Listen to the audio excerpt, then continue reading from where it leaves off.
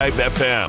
The first hour of Sportstime is brought to you by Lexus of Memphis. Here are your hosts, Brett Stats Norsworthy and Bryant Dacus.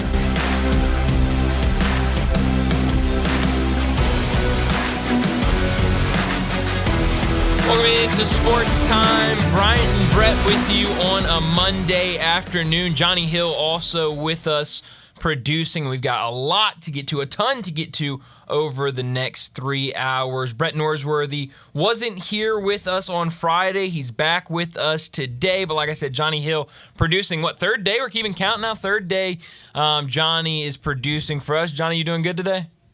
You gotta turn the mic on. Yeah, you gotta have it on.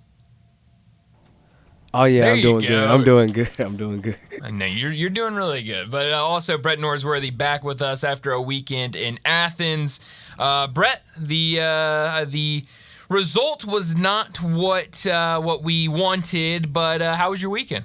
It was a great weekend. It was something to see, that Georgia football team. That was the first time since he's gotten it rolling at Georgia that I've been able to see him in person. Oh, wow. I got to see Kirby Smart's first Georgia team in 2016 when they came to Oxford, and I got to see him at the end of that year in his first bowl game, the Liberty Bowl, a win over TCU, and then I saw him the very next year in what was his biggest win before the dynasty got rolling, right, when Georgia beat Oklahoma in the Rose Bowl in the national semifinals that year. But Saturday was the first time I've gotten to see him since he's got the Big D dynasty going, and it is a Big D dynasty. Yeah, it's impressive. I mean, what he's able to do week after week. And I mean, I think a lot of people both here locally and nationally thought Ole Miss would be able to go up there and really compete. And just, I mean, that defense they have, the offensive plays they can make with the multiple weapons. I mean, we've been talking week after week.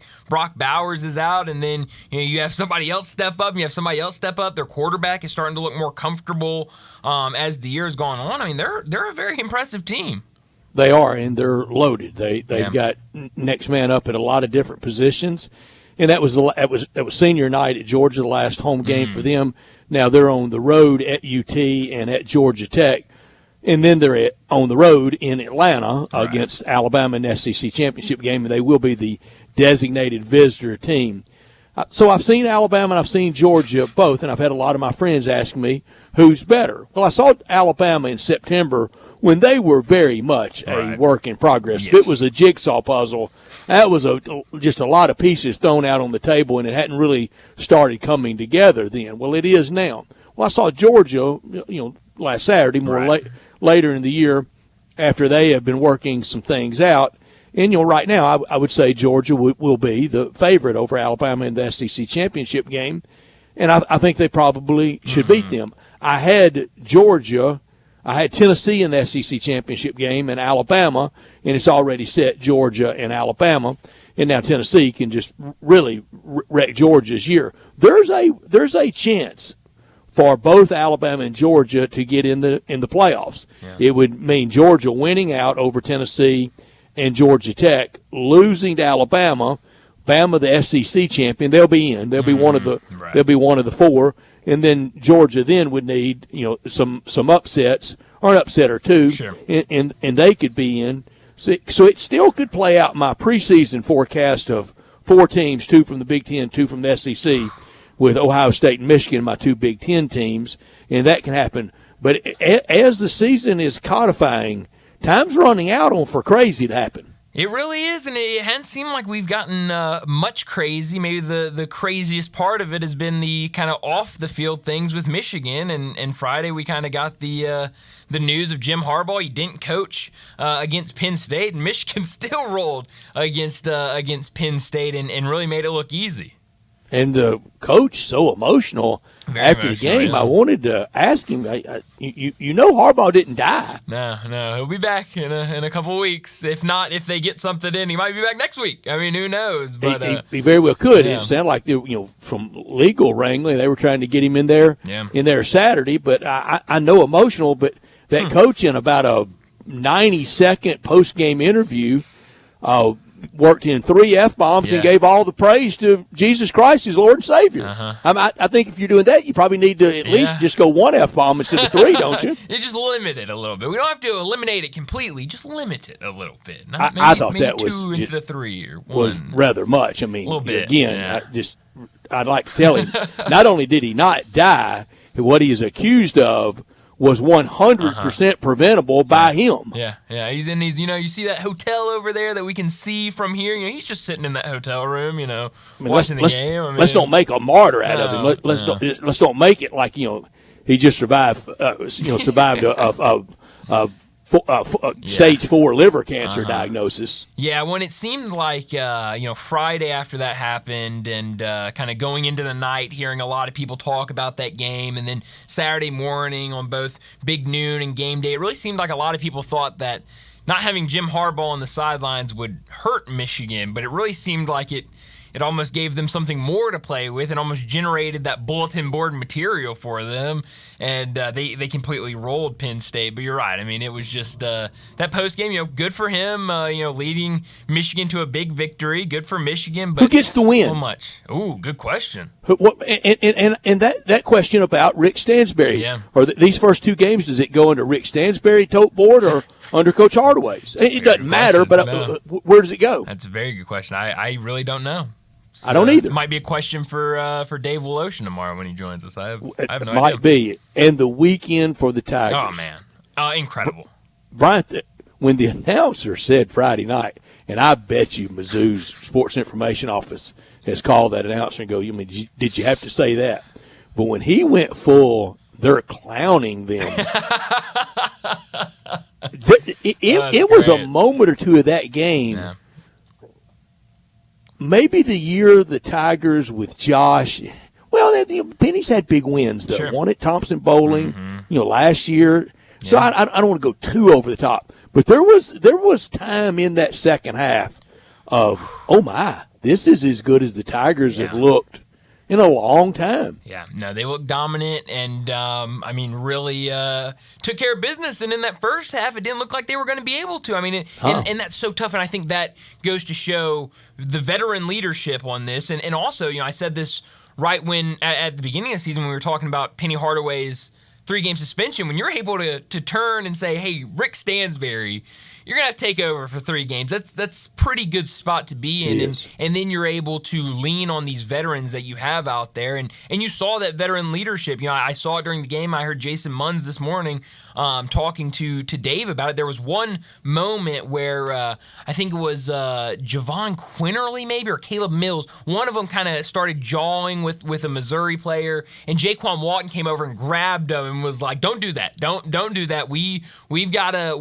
here to win the game. We're not here to do anything else. And so I think you see that veteran leadership. And that's not the first time I've seen that. I've seen that in both these first 2 games at different points of these veterans, these seniors, these older guys that, I think sometimes Memphis fans think national media and other people are kind of, in your words, Brett, and in the words of the announcers on Friday night, are clowning the Tigers with, they're so old. Look at their average age. Look, this amount of NBA teams are younger than them in terms of average age, but it's really paying off for the Tigers because I think everywhere you look, you have that veteran leadership that you can rely on to step up, and they all stepped up in that second half against Missouri.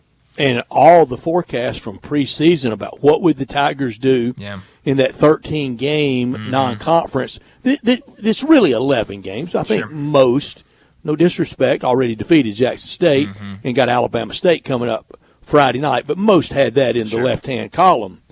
That one Friday night, I'm not alone, that's a big move from loss to win column. No, bro, that's huge. I mean, when we were doing on the road, SEC, massive. Second game of the season, and you go and you beat a team that was in the NCAA tournament last year. I know, obviously, with this day and age of college basketball, it's new rosters, it's new everything. I don't care. That's a massive win, especially when you don't have very solid program, especially when you don't have your head coach on the bench. It's massive. I mean, when we did our preseason picks, I had that as a loss, and then Friday when we did Tiger Bankroll, I'd been kind of looking at this Missouri roster, no Connor Vanover, kind of looking at the interior play, that front court for Missouri, and I said, I think Memphis can win this game. I think they might win this game. And so then I flipped on Tiger Bankroll, and I don't know if I Cha-ching. 100% believed it, but it worked out for me. Walked out with the cash. Right, 2-0 to start the season for another hot start. Another hot start after that smoking year last year that you had, and Johnny got the win. I got the loss. Then on Friday Football Forecast, I threaded the needle on Tiger football. You did. And like you did the week before and got there. When for a lot of the day it didn't feel like they were going to get there, but they did. And now 8-2, and here comes this big game against the Ponies. Yeah, no, it's a massive game. We were talking about this. We've been talking about this for weeks of Memphis versus SMU is going to mean a ton. You just got to get there first. And a lot of the day Saturday, that was kind of up in the air on if they would get there or not. I actually, Brett, let's see if I can find it. During that game on Saturday, when Memphis trailed by 10 with about 10 minutes left in the fourth quarter, I was just going in there, seeing what some of the later games looked like, and I saw Memphis plus 520 money line. I've watched enough Charlotte football this year and Memphis football. I knew exactly how that game was going to go. So we put a little money on Memphis money line and was a big winner. So that felt good. Just a little bit down at plus 520 that's gaming. That's gaming right there. I mean, but that's what it's all about. A little down and a whole lot back, isn't it? That's what Saturdays are for. You know, that's what Saturdays are for. But way to go, Brian. Well, thank you. But that game on Saturday, I mean, it was not a pretty performance from the Tigers. I thought it was beautiful. Really. Because it's a win. It's a W. It is a W. It is a W. But some turnovers, some costly mistakes. But ultimately, you're right. In the end, that is not the game Charlotte wanted to get into. Memphis' defense stepped up when they needed them to, and forced some stops late. Got the ball, tied it up, got a stop with a couple seconds left, force overtime. You force them to kick a long field goal. Their field goal kicker has been very inconsistent this year. Misses a field goal, and you're able to win the game. So, I mean, 8-2, you're sitting Run here. to the bus. Yeah. Run to the bus and get on the charter and get the heck out of Absolutely. Dodge. And we're still sitting here talking about this massive game on Saturday against an SMU team that if you win that game, you're in a very good spot for the conference championship. Yeah, win that one, win Temple, 10-2. And after all the upset a few weeks ago after the narrow win at North Texas, I don't want to really have that conversation again because I think the last 2 weeks with the wins, I don't see much you can be that mad about. I mean, if you're that person out there now that you're mad over the last 2 wins and you're mad at the prospect of maybe going to Yeoman and playing for the conference championship, then I don't think I can please you. Yeah, no, I mean, that would be tough. But they're right there. I mean, a massive game at home on Saturday. Let's not forget that this is a home game for the Tigers, that if you win, you feel pretty good going into the final week of the season in a game that, you got to win, of course, against Temple. But, I'm hoping for a good crowd. I'm hoping that Me too. the Tigers continuing those players, to win. I think the players and coaches deserve it. But all that aggravation, why take it out on I don't think you should take it out on anyone. No. Coaches, support staff, everybody working so hard to get there. Look, that's the schedule we knew the Tigers were playing for the 23 season, and right now 8-2. And look at those 2 losses. Look at those 2 losses. Holding up very well. Narrowly to Mizzou by 10 to Tulane in a game that you led by 21. Yeah. And then ended up losing by 10 after they went on a 21-0 run. Around the country, teams with 2 losses, show me any better in those styles of games. Oh, yeah. Memphis was right there with Mizzou that went up on Rocky Top and laid one on UT. Yeah, that was a impressive performance by Missouri, to say the least. I didn't think Mizzou had that in them. I didn't either. And, but they got it done. And I said maybe some of those Memphis Tiger basketball fans up there Friday night, sweet talk the Missouri fans, said, okay, maybe so. We win tonight, y'all beat Tennessee tomorrow, and then we're all happy. And they said, oh, well, okay, why not? And now Tiger fans, 2 thumbs up. You get a win in basketball, and you get a Tennessee loss in football. I mean, and there are crossover fans. I guarantee you there were people up there that on Friday night in Tiger basketball gear, and on Saturday in UT Orange. Yeah. There's still a lot of us that exist that have loyalties other places, priorities other places, but still want good things to happen, and it happened. But did a good thing or a bad thing happen to Jimbo Fisher yesterday morning? Oh, man. Can we feel too sorry for him? No, not at all. I mean, you get to go home and relax now with all that money coming in? I can't feel sorry for you. I can't either, and I'm surprised by it. I know in conversation with Texas A&M people in Oxford that they didn't want to. Yeah. But apparently that game was enough for them because winning 51-10 didn't do it for them, and both coaches out, Zach Arnett for Mississippi State. And the biggest thing for Zach Arnett, and I want to be very, very, very, very careful about this because it really just continues the sadness and the loss for of one of college football's most extraordinary, colorful figures ever, and that's Coach Mike Leach. It was State didn't have many other options last year after his untimely death and sudden death, and they tried it for the bowl game.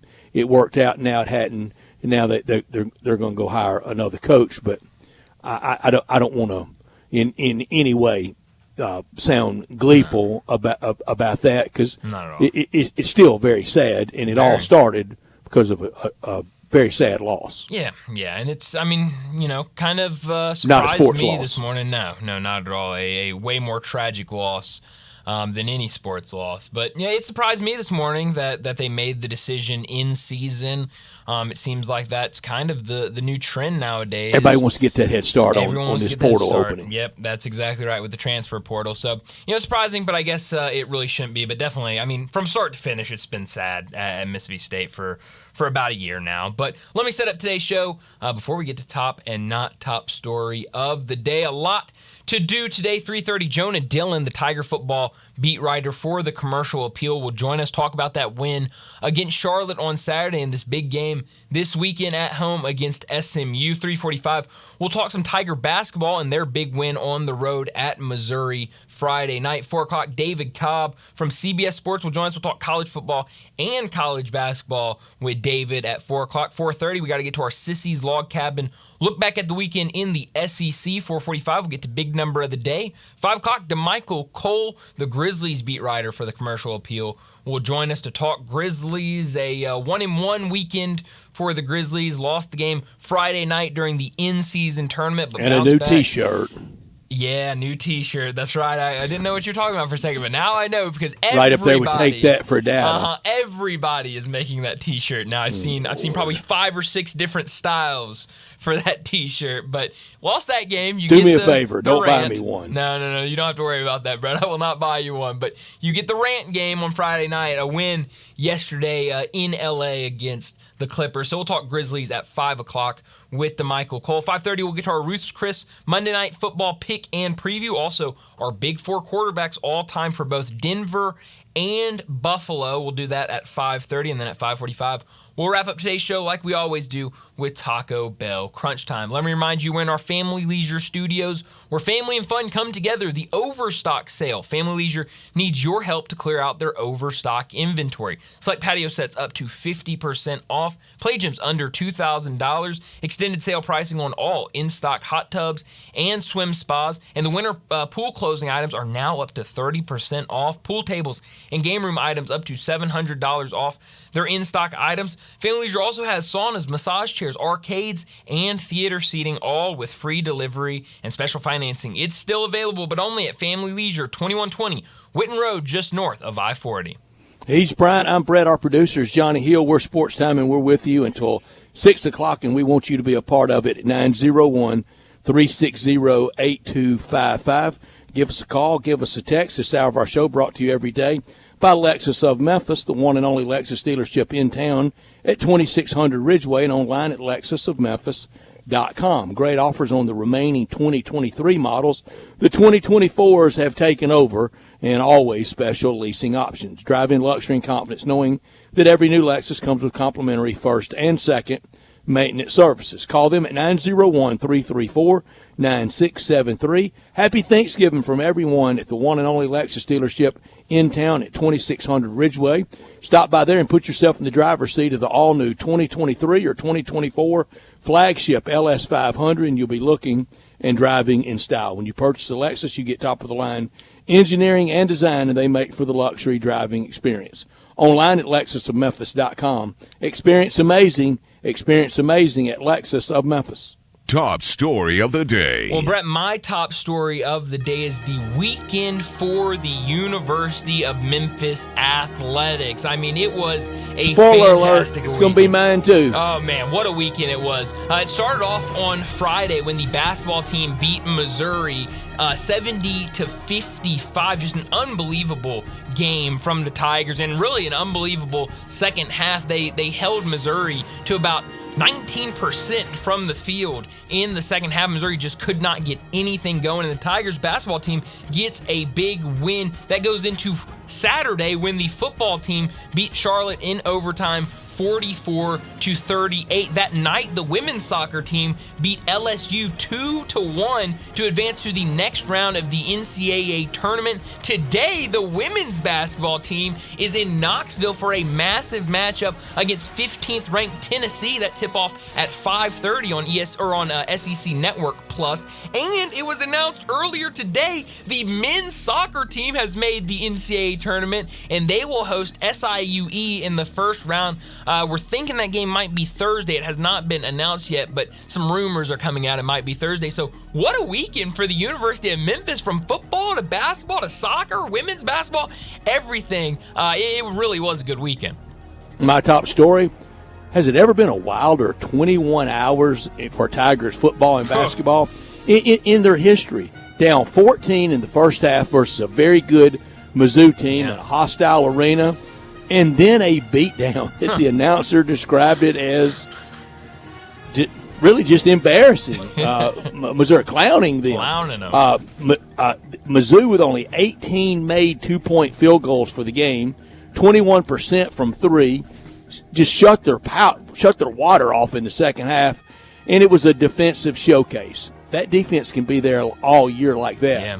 The offense will come on, but you got to count on that defense. That's effort. You don't know when the streaky shooting comes and goes. And then in football in Charlotte, an offensive showcase. It was the opposite of Friday night in Columbia. 430 yards for Tigers offense. Seth Hennigan, great again. Blake Watson, just sensational. 2-0 for basketball in the season. 8-2 for football.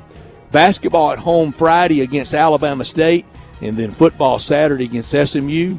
These are good times. They really are good times. Not top story of the day. Well, my not top story of the day was the national schedule of college football on Saturday. It really was a fun day from Michigan, starting the day with a big win over Penn State at Penn State, a 24-15 win for Michigan. Washington pulling out the win 35-28 over Utah. A close game. Oregon and USC was, I think, closer than some people thought it would be, 36-27.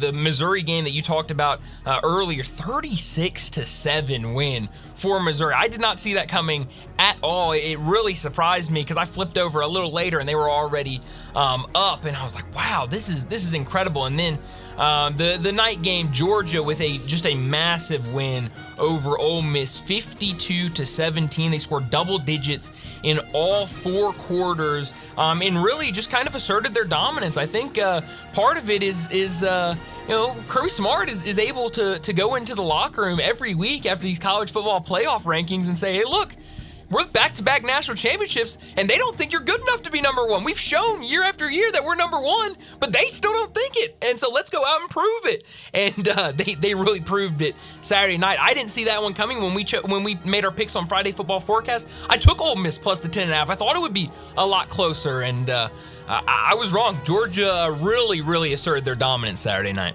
On James Franklin, I think it is crazy Penn State people talking about firing him. Okay, he hadn't broken through against those two. Who has? Well, really? I mean, that's a good point. I mean, and I hadn't heard any of this, but a little like in the Ole Miss world. when the 2023 schedule came out in September of 2022, and you saw September at Tuscaloosa and November at Athens, and then the idea of potentially going 10-2, wouldn't you sign up for that? Every day. Every single day. Yes. Every single day. My not top story, Georgia, hunker down. They're primed for the three-peat. Put it on Ole Miss in every way you can. 52 points in 61 offensive plays. That's almost a point of play. Yeah. Carson Beck is better than Stetson Bennett. Running backs everywhere, and Brock Bowers back. Bama in the SEC championship game is set. Tennessee this week in Knoxville for Georgia. They know that. And then Georgia Tech next week in Atlanta. But the national championship, it goes through Athens again. Yeah, it really does. They showed that Saturday night. Well, that'll do it for top and not top story of the day. Let's go ahead and get to our first break. When we come back, we'll talk Tiger football with Jonah Dillon. You already know you can listen to Sports 56 anywhere with the Sports 56 app or at sports56whbq.com. But you can also watch us daily with live video of all of our shows on Twitter, Facebook, YouTube, and Twitch. Let's end this year with a bang with Gossett Mitsubishi's Mitsubishi Motors year-end sales event. You want huge savings? We Gossett. The awards keep coming for the world's first and best-selling plug-in hybrid SUV. 2023 Mitsubishi Outlander PHEV, 420 total range and PGE. We Gossett at $299.96 a month. Plus, 2024 Mitsubishi Outlander Sport, buy for $26,850 or $379 a month. Plus, IIHS top safety pick in seat 7. 2024 Mitsubishi Outlander, $32,185 or $399 a month. All equipped with Mitsubishi's 10-year, 100,000-mile powertrain limited warranty. You want it, we Gossett. Gossett Mitsubishi, 1870 Covington Pike, or 24/7 at MemphisMitsubishi.com. If you want it, we Gossett at Gossett Motor Cars. PHEV PZ062,303, MSRP 44,355, 84 months, 500 military and conquest or loyalty rebate. Outlander RZ 006545, MSRP 33,185. Sport RU 001,004, MSRP 27,850. Includes all rebates and incentives. PF 695 excludes tax, title, and license. See dealer for complete details. Offer valid through end of the month with approved credit. Dealer stock only. Guns, guns, and more guns. Over 700 firearms in stock. Home defense guns, old guns, new guns, used guns, big guns, little guns. Every gun you can think of, Classic Arms has them. All brands like Glock, Sig, Colt, Ruger, Smith & Wesson, Browning, Beretta, Benelli, Remington, Winchester, and more. Guaranteed lowest prices in town. Only gun importer in the Mid-South. Free gun inspections and appraisals and free bore sighting for the upcoming deer season. Shop online at ClassicArmsOfMemphis.com or visit Classic Arms at 1740 Germantown Parkway behind Corky's Barbecue in Cordova. It doesn't matter if you're at the lake, if you're hunting, fishing, playing golf, or just playing around, Scooters Plus can hook you up with the mobility that you need. Scooters Plus has the largest vehicle and parts inventory in the Mid-South and the best service department. You can choose from ATVs, UTVs, golf carts, motorcycles, dirt bikes, trikes, scooters, and even electric bikes. Come in today to start or wrap up your holiday shopping with 25% down on Christmas layaways. Scooters Plus, 3425 Summer Avenue. Call Sam at 458-8843 or go online to scootersplus.us. Here at Memphis Barbecue Supply, we have everything you need for your Thanksgiving feast. If you're smoking, deep frying, or putting that turkey in the oven, we got over 20 different turkey injections and brines to keep your meat juicy and moist, with brine bags and buckets, and 308 different rubs and sauces to choose from. If you're in need of fuel, Memphis Barbecue Supply carries 9 different types of wood chip, chunk, mini logs, and logs of wood, and over 4 tons of wood pellets in stock. And don't worry, we also carry thermometers, injectors, and all other sorts of gadgets that you might need to simplify your cook. And for any questions that you might have, our knowledgeable staff is always eager to help. Memphis Barbecue Supply is located at 7041 Stage Road in Memphis, or you can order online at mbbqsupply.com. Follow us on all the social media platforms for recipes, new products, and barbecue news. Grizz Nation, it's go time. Catch your Grizzlies this Sunday at 7 p.m. when they take on Jason Tatum and the Boston Celtics. Get hyped. Get ready for a star-studded show and secure tickets today by calling 901-888-HOOP or visiting Grizzlies.com. Sports 56 traffic. Good afternoon. I'm still staring at this crash over here on 55 southbound at 3rd. It looks like something's hit the bridge over here. They're going to be out here for a bit. Again, that's 55 southbound at 3rd. As you come down past Mallory, be aware of that slowdown as it starts to build already.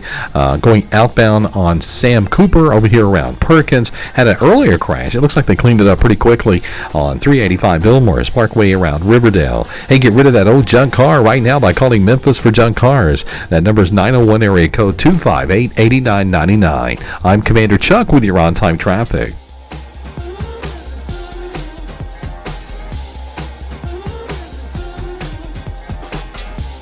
Now back to Sports Time on Sports 56 and 98.5 FM. This hour is brought to you by Lexus of Memphis. Here are your hosts, Brett Stats Norsworthy and Bryant Dacus.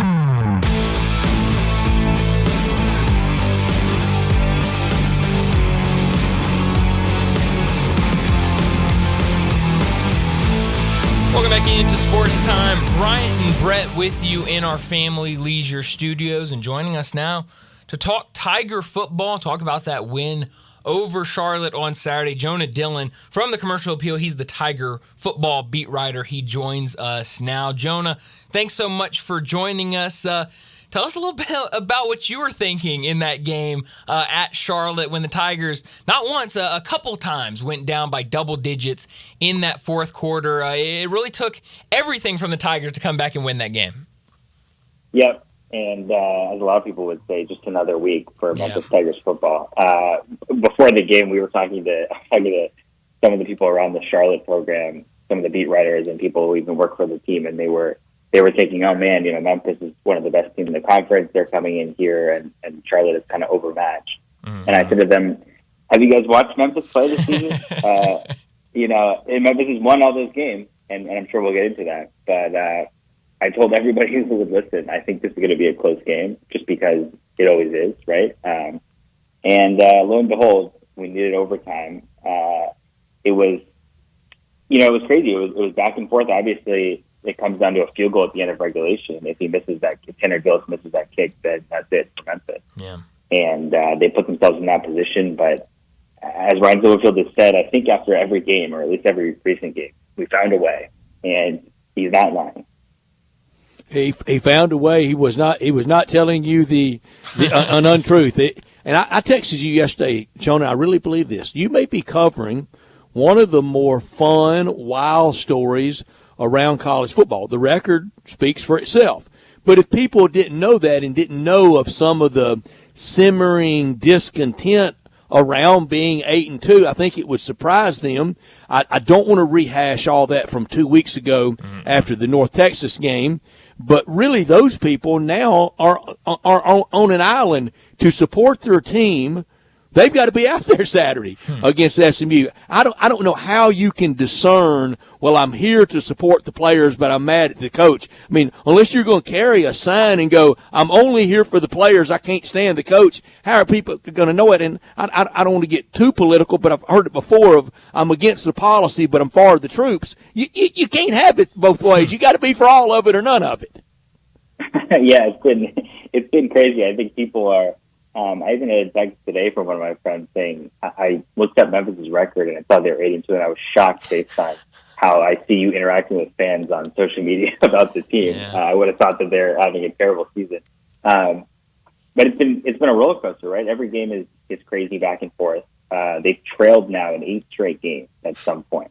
They've also led in all those games, by the way, which is just wild considering the quality of competition that we've seen both from teams like Missouri, which is obviously having an amazing season, and that game was close. And then you see games against teams like Charlotte and UAB, which are obviously not close to that level. Yeah. And yet every game is right there for the taking. Yeah. Well, Seth Hennigan was awarded the AAC Offensive Player of the Year of the Week award this week after that performance against Charlotte. It didn't look like he was 100%, and then kind of re-injured that shoulder, had to go out for a possession. What did you make of his performance on Saturday? And then did Ryan Silverfield say anything today to the media on his health going into this week? Yeah. So Ryan Silverfield did say today that he thinks Seth is ready to go and should be participating fully in practice this week. It was, as you guys know, it was touch and go there last week for most of the week. But before and after the game. He kind of said he didn't really throw a lot until Friday before the game. So, and you could tell there was, whether it was rustiness or he was still injured, it didn't look great, aside from the first drive, like at the beginning of the game. And then he goes down with that injury, and everyone's kind of holding their breath. And then, obviously, just to continue the roller coaster, you have last week, Kevin Carter comes in for one play, throws an 85-yard touchdown. And then this week, he comes in for one play and immediately throws an interception. So you've got both those extremes. Seth Hennigan comes back in, and I thought, I asked him this after the game, and he said he kind of felt the same. I thought that he looked a lot better when he came back. Yeah. Like they kind of figured it out in the second half. He made some big plays down the stretch, and you could tell, anyone watching could tell he was not 100%, but he was just doing everything he could to kind of will his team to a win, and he was able to do it. Jonah, the first day you went to practice on this beat, you get to town, you get the Tiger football beat. Did you think the Tigers had this in Blake Watson? No, I think in the off season, if you think back to it, the conversation was a lot about Sutton Smith, about this is the guy who's going to be the top running back.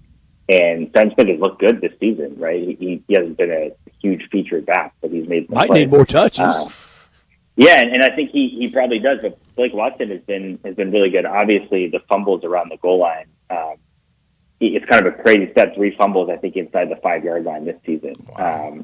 And obviously, that one on Saturday was huge. It almost cost him the game. But if you take that out of it, and obviously he comes back to score the touchdown in overtime, he's been really one of the best players on this team the whole season. He's been really consistent. And they can kind of use the running game when they need to, and then they can lean on Seth Hennigan when they can't or when they don't need to. And he's helped them bring a lot of balance, I think, that they didn't have last season. Yeah. Well, the defense kind of had their struggles throughout the game, but really stepped up big late to get some stops. And I think I saw you tweeted out Saturday after the game. I remember earlier this season talking about Simeon Blair and his first interception at the collegiate level. Did you tweet out Saturday night that Chandler Martin said that after the game that was his first interception on any level of football? Yeah, he said going back to Pee Wee football, he's never had an interception, which is crazy because that's a guy who you see. He's the guy who flies off the screen anytime you're watching the defense, or he's always around the ball. And not only getting his first interception, but returning it for a touchdown. Yeah. And obviously last week he had a fumble return, which almost went back for a touchdown, and then he got tripped up by the turf monster right near the goal line. And so I asked him after the game, were you thinking about that? And he said, no, I'm just looking straight ahead. And he almost got tackled inside the 5-yard line. And that was one of those plays, and this is like every Memphis football game, where he has that pick six, and we're thinking, okay, this is the turning point. Memphis got a pick six, it's a huge momentum play. Now they're going to win the game. And I'm kind of writing that in my story. And then 10 minutes later, that's like, I don't even remember that happened, right? Yeah. So, and that's just kind of how all these games have been going recently.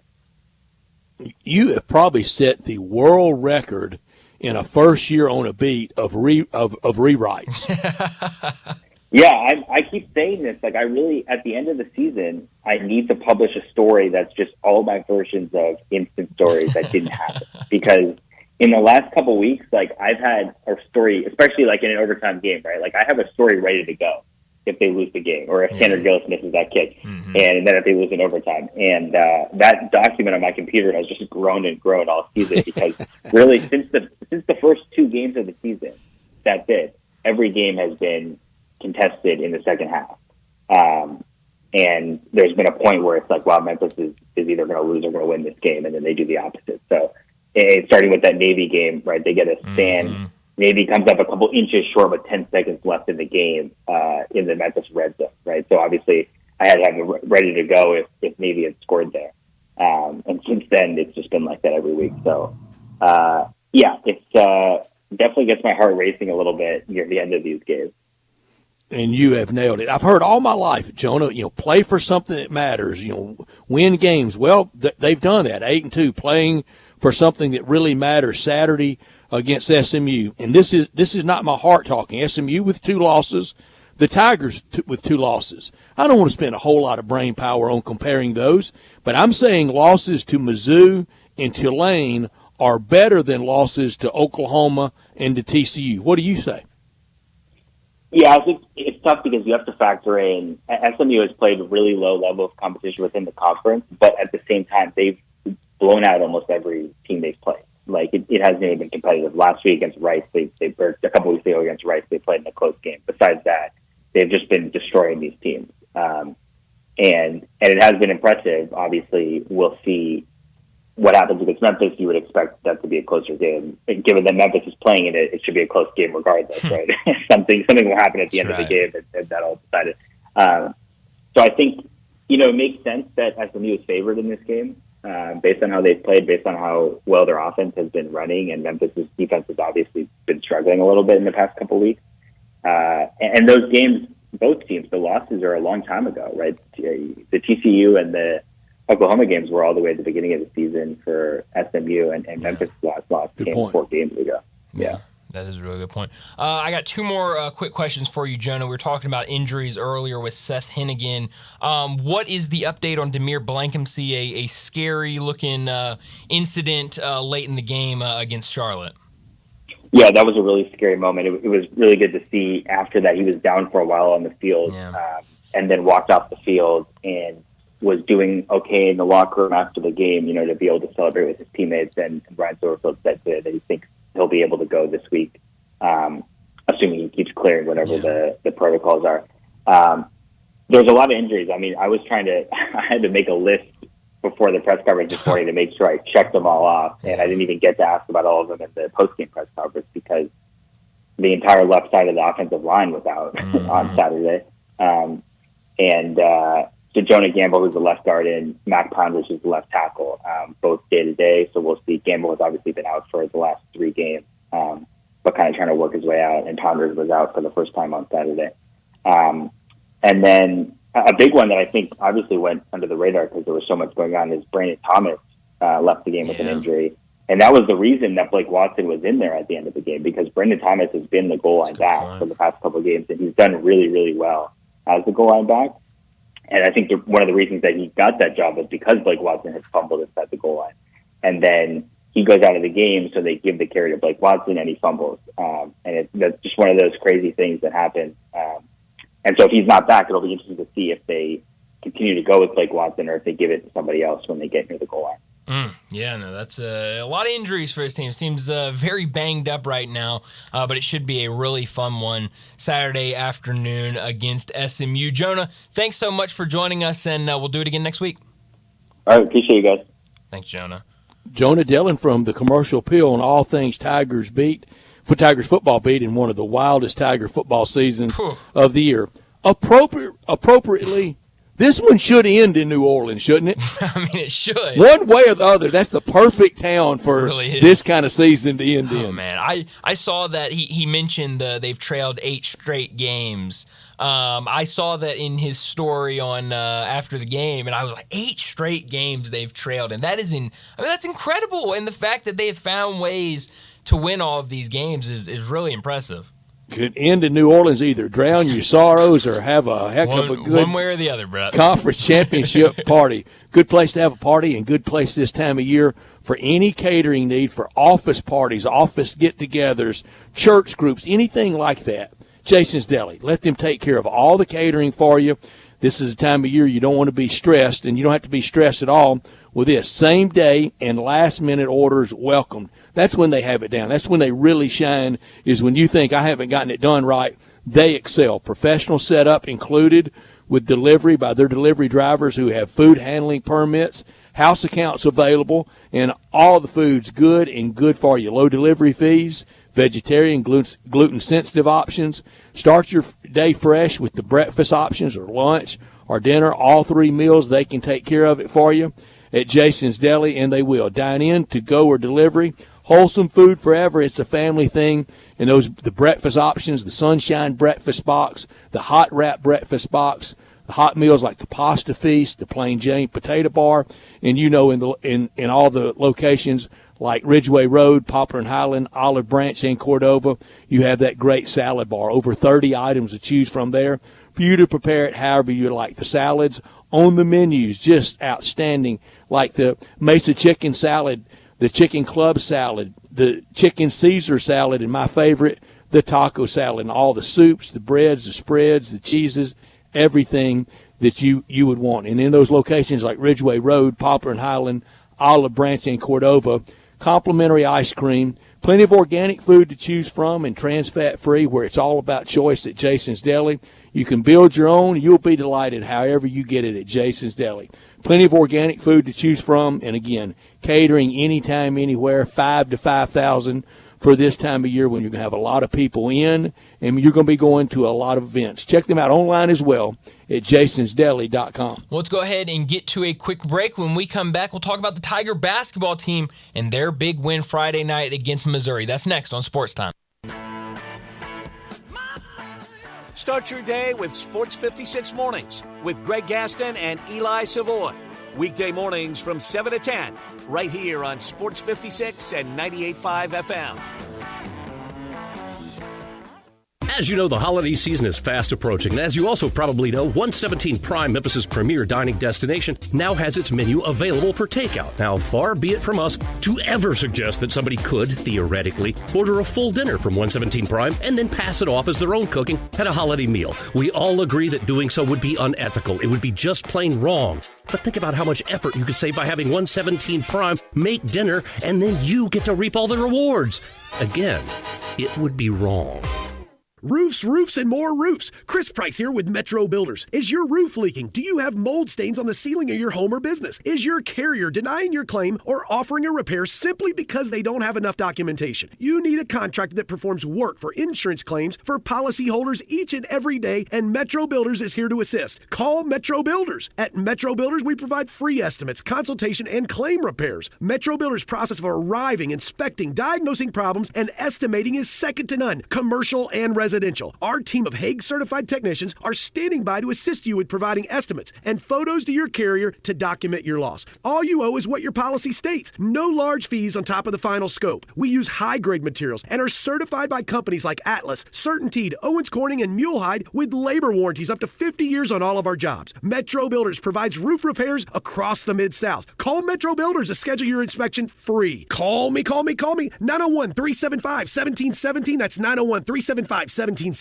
Simple, smooth, and every sip as easy as the last. Tito's handmade vodka tastes just as good with tap water as it does with your favorite mixer. Back in the day, Tito distilled, hand-bottled, taste-tested, sent to a few friends, then taste-tested again to give you the finest juice around. No frills, no flavors, no fancy labels, just the good stuff. Just Tito's. For recipes, videos, and more, visit Tito'sVodka.com. Distilled and bottled in Austin, Texas, 40% alcohol by volume, namely 80 proof, crafted to be savored responsibly. Yo, Mark, long time no see. You still down at Dyer's? Man, I'm not down at Dyer's. I'm out at Collierville Historic Town Square. When'd you move out there? We've been out there for about 13 years. We've got the shops, the park, we got the train the kids like to play on. You still cooking those burgers the old-fashioned way? Man, we're still flattening out those hamburger balls on a slab of marble and skillet frying them the old-fashioned way like they've been doing for 100 years. Dude, you still have those onion rings. Man, they're fantastic. Hand-breaded, served up just right. I loved those milkshakes. Please tell me you're still doing those. Man, we are hand-dipping those shakes, putting them in the old glass in the shake tin, served the old-fashioned way. You got any new items out there I need to know about? We're just doing a lot of gourmet sandwiches. We've got farm-raised catfish straight out of the Delta. We've got some hot tamales from Pasquale's Tamales out of Helena, Arkansas. Man, are they served in the husk? What those guys like to say, they're so good, you'll suck the shuck. Go see my buddy Mark at Dyer's Cafe in Collierville's historic town square. Kevin Harlan here from Monday Night Football on Westwood One. This week, Josh Allen and the Bills meet the Broncos. Buffalo needs a win following last week's loss at the Bengals. Quarterback Russell Wilson and Denver are coming off a bye and a 2-game winning streak. Ross Tucker and I'll have all the action of the Broncos at the Bills on Monday Night Football. Right here on Sports 56. Score early this NFL season with FanDuel, America's #1 sportsbook. Right now, new customers get $150 in bonus bets with any winning $5 moneyline bet. That's $150 if your team wins. If you've been thinking about joining FanDuel, there's no better time to get in on the action. The app is so easy to use. There's a wide range of betting options, spreads, player props, over-unders, and more. I like putting a spread bet together with the over for my parlays, and anytime player touchdown always has me on the edge of my seat. So if you're ready to do the same, visit FanDuel.com/win and kick off the NFL season. That's FanDuel.com/win. FanDuel, official partner of the NFL. 21 plus and present in Tennessee. First online real money wager only. $5 pregame money line wager required. First online real money wager only. $10 first deposit required. Bonus issued as non-withdrawable bonus bets. It expires 7 days after receipt. See terms at sportsbook.fanduel.com. Gambling problem? Call TN Redline 1-800-889-9789. Now back to Sports Time on Sports 56 and 98.5 FM. This hour is brought to you by Lexus of Memphis. Here are your hosts, Brett Stats Norsworthy and Bryant Dacus. Well, we just talked Tiger football with Jonah Dillon from the Commercial Appeal. A big win for the Tigers over the weekend to stay 8-2 and keep those title chances alive for the conference here in a couple of weeks. But they got a big game this weekend, a home game against SMU. And Brett, our friends over at Sissy's Log Cabin, they want to send some people to the game on Saturday. So compliments of Sissy's Log Cabin. We have a pair of tickets that we're going to give away right now. The fourth caller, call in 901-360-8255. If you're the fourth caller, you'll get a pair of tickets to this weekend's game for the Tigers against SMU. Yeah, we got them at 901-360-8255, and we're going to give away Tiger SMU tickets all week, and we're going to have tickets, compliments of Sissy's Log Cabin all season long to Tigers basketball that we'll be giving away. But you can win right now at 901-360-8255. Fourth caller. Give Johnny a little help. First time to throw him in on something like this, and the phone lines are very, very, very, very active, but we appreciate Sissy so much. We'll have our Sissy's Log Cabin look back at the SEC weekend coming up at 4:30, but so appreciate them. That new location, it's opening soon, 9,000 square feet, doubling 9,000 square feet in Laurelwood with expanded lines for everything, for Rolex, Cartier, diamonds, and more, and the Mid-South's largest selection of one-of-a-kind jewelry, engagement rings, wedding bands, necklaces, and earrings, and supporter of Tiger Athletics, official jeweler of Tiger Athletics and of the Memphis Grizzlies, and the FedEx Forum Floor Seat Lounge, where we're going to sit on November 29th, and we're going to give away those seats coming up a couple of times the rest of this year. Thanks so much to Sissy's Log Cabin, but that win Saturday, how were your nerves? They weren't great, but I mean, Brett, I kind of saw it playing out that way. I mean, Charlotte does not want to get into a game where they are kind of running up and down and trying to, one team scores, the other team scores, the other team scores, the other team scores. That's just not a game they're going to win. So I was confident this defense gets a stop. You're now back in the driver's seat, and that's what happened. The defense that had been a little shaky all day, they got some big stops late, and which has been all season, Brett. I mean, we were very excited about this defense, and they've been really, really shaky all year. But can it be fixed over these next two? I don't think so. I mean, it feels like we've been saying, I remember back that Navy game, we came in here and goes, ooh, there were a lot of missed tackles that game. But, one game, it's okay. You bounce back next week, and it's really just kind of been a lot of games. It's kind of rolled from game to game. And so I think this is just the defense you're going to get. But with that being said, late in that fourth quarter. It's not a defensive conference. No, it's not. No teams. I mean, you go and you look at what the entire conference did on Saturday, and it's, scores in the 40, scores in the 30, scores in the 50. I mean, everybody's scoring, and every single game Memphis has played these last 4 or 5 weeks have been high-scoring affairs. In fact, this year in the American, teams that win the rushing battle, 70-27 at 72%. Wow. I say every year, I promise every year, for almost any league, 75%. Yeah. It's just 72%. Teams that have won the passing battle in the American, 70-27. Wow. 72% for running and passing. That's too narrow. No, yeah, that is way too narrow, and it's been a competitive conference. I mean, there have been a lot of really tight games, a lot of high scoring games, but it really seems like there are a good handful of teams that have kind of been impressive this year. We got a winner on the tickets. We'll announce that.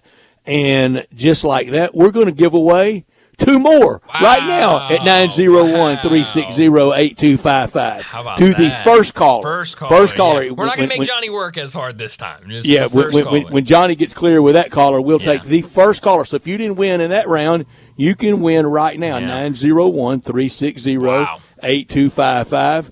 And we've got tickets we're going to give away all week on this show, and we appreciate Sissy so much. And really hope there will be a good festive crowd Saturday, playing for de facto conference to be in the conference championship game. Absolutely. I mean, it's a massive game. I think they're doing I think they're having a blackout. Am I counting Temple too soon?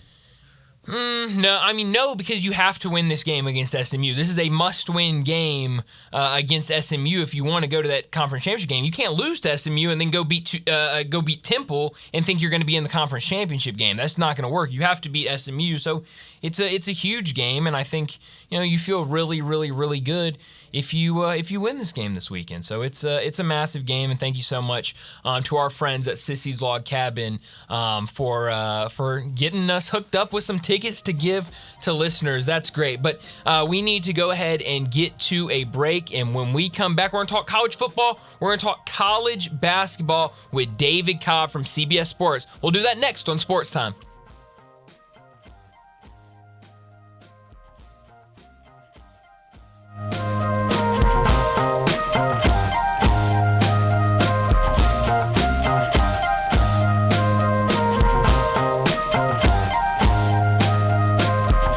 Welcome to the Rendezvous. This is John Vergas. When my dad started the Rendezvous in 1948, I don't think anyone could have imagined we'd still be serving shoulder, cheese plates, and our world-famous dry rub ribs 75 years later. But we are still here in the basement, in an alley in downtown Memphis. We sincerely thank you for making the Rendezvous what it is today. Charlie Vergas Rendezvous. Schedule your holiday gift deliveries today at hogsfly.com. You or someone you know or care about has dealt with a difficult divorce. When facing divorce, you need the attorneys at Rice Law. Nick and Larry Rice lead the firm with 3 generations and 7 decades of experience. Located in Memphis, serving the entire state of Tennessee and North Mississippi. Rice Law is who you need to call. Simple or difficult divorce, they know how to handle it. Call Rice Law at 901-526-6701, or for more information, visit them at aboutdivorce.com. That's aboutdivorce.com. Make your next grill your last with the Big Green Egg at East Memphis Ace. Smoke, bake, roast, sear, and grill, all with a lifetime warranty. Ready to cook in only 15 minutes with cook temperatures below 200, above 700, and anywhere in between. Change your at-home cooking experience for life with our unmatched, authentic wood-fired grill flavor that has our customers raving. Get your Big Green Egg and all our accessories at East Memphis Ace on the corner of South White Station and Quince Road. Score early this NFL season with FanDuel, America's #1 sportsbook. Right now, new customers get $150 in bonus bets with any winning $5 moneyline bet. That's $150 if your team wins. If you've been thinking about joining FanDuel, there's no better time to get in on the action. The app is so easy to use. There's a wide range of betting options, spreads, player props, over-unders, and more. I like putting a spread bet together with the over for my parlays, and anytime player touchdown always has me on the edge of my seat. So if you're ready to do the same, visit FanDuel.com/win and kick off the NFL season. That's FanDuel.com/win. FanDuel, official partner of the NFL. 21 plus and present in Tennessee. First online real money wager only. $5 pregame money line wager required. First online real money wager only. $10 first deposit required. Bonus issued as non-withdrawable bonus bets. It expires 7 days after receipt. See terms at sportsbook.fanduel.com. Gambling problem? Call TN Redline 1-800-889-9789. At Sissy's Log Cabin, you'll find only spectacular natural diamonds that will remain treasured for generations. That promise is now symbolized by the engraved Sissy signature and sapphire, representing our guarantee of extraordinary service, selection, experience, and quality. Stop by any of our stores or visit sissyslogcabin.com and experience the Sissy's promise for yourself. Find a jeweler for a lifetime, only at Sissy's Log Cabin, because life's too short for ordinary jewelry. I know the sweetest thing in Memphis, and I know it's been around for 120 years. You know, I'm talking about Dinstall's, and it's time to stock up heavy on Cashew Crunch, Heavenly Crunch, Turtlettes, all of your favorite Dinstall's treats to watch the playoff games and to watch all the basketball. It's so easy to get. The sweetest thing in Memphis, all you have to do is head to Laurelwood or head to Germantown and Poplar right across from the hospital, or go where they make the candies. That's on Pleasant View. There's nothing that says Memphis better than Cashew Crunch with that little tinge of coconut, or the Turtlettes. Let's face it, there's nothing better than Dinstall's chocolate. That's the mainstay of all candies, isn't it? Milk, chocolate, although their dark chocolate is pretty darn good. And if you get the peppermint with the dark chocolate and put it in the freezer, you're going to love it. So many ways to love Dinstall's. 115 years of making Memphis oh so sweet. So you need to sell your house? I have the solution. Call 901-406-1101. That's 901-406-1101. Call my buddy Bill at I Buy Houses. Any house, any area, as is. It's literally as simple as that. Just pick up your phone. Call 901-406-1101. That's 901-406-1101. Call my buddy Bill at I Buy Houses. Guaranteed to close in 5 days. If you need to sell your house fast, call Bill at 901-406-1101. That's Bill at I Buy Houses. Sports 56 traffic. Good afternoon. They're still trying to clean up an accident where something hit the bridge over here on 55 southbound at 3rd. Again, there are a lot of rubbernecking going on in that area as traffic volume increases with the harder rush hour traffic getting into full effect here on 55 southbound. Again, at 3rd, that's what we're looking at live right now. They've got a couple of lanes blocked. Traffic's on the increase as we check out Bill Morris Parkway going outbound back out towards Collierville. Hey, Weimer's Jewelry is getting ready for the holiday season. Go by and see them this week and save a lot of money before the holidays get here at Weimer's Jewelry, 7525 Highway 64. I'm Commander Chuck with your on-time traffic. We are Sports 56, WHBQ Memphis, and W253DF Memphis, Flynn Broadcasting Stations. Joining Brian and Brett now on Sports Time is national college football writer for CBS Sports, Memphis native and Tennessee grad, who you can find on Twitter X at David W. Cobb. It's David Cobb. Well, we gave away 2 pairs of tickets for the Tigers game this weekend against SMU. Thank you so much again to Sissy's Log Cabin. Thank you to everyone who called in. And don't worry if you weren't able, we were getting a ton of callers trying to get those tickets. Don't worry if you weren't able to win them today, we're going to be giving out tickets all week long for that game on Saturday against SMU. So we'll have more opportunities. Keep it tuned in here to Sports 56 for those tickets later in the week. But now, join us, talk college football and college basketball from CBS Sports. David Cobb joins us now. David, thanks so much for joining us. The first weekend for you where we had full slate of college basketball, full slate of college football. Did you make it through the weekend all right? I made it through the weekend all right. In fact, I had a pre-planned Sunday, Monday golf outing to kind of commemorate the end of my social life for the next several months because you know how it is once we get into the dual sports season here. Mm-hmm. It's kind of like being an accountant during tax season, and you just got to kiss your loved ones goodbye. Mm-hmm. And golf is one of my loved ones. Yeah, thankfully I was off the last couple of days and didn't have to work all the madness of the coaching carousel beginning. But guys, it is starting to spin, to say the least. David, we have a lot more fun than any CPA has. So true, Brett. That is so true. All right, give me a score today. What'd you shoot? Well, so we're doing the Sweetens Cove thing down here in Chattanooga. Yeah. So a buddy of mine, both of us Memphis guys, we're doing match play, and I started out okay, but yeah, it didn't end well. I'll say that. Well, that's all right. His golf often can be described. It started out well, and it didn't end so well. David, that's kind of Jimbo Fisher at Texas A&M. Well, you could say it didn't end well for him, but the man is sitting on $76 million. That's true. So, how bad can you feel? Right. The timing of it is fascinating, is it not? You put up 50-plus against an SEC opponent, and then you get a big slip the following day. That's comical.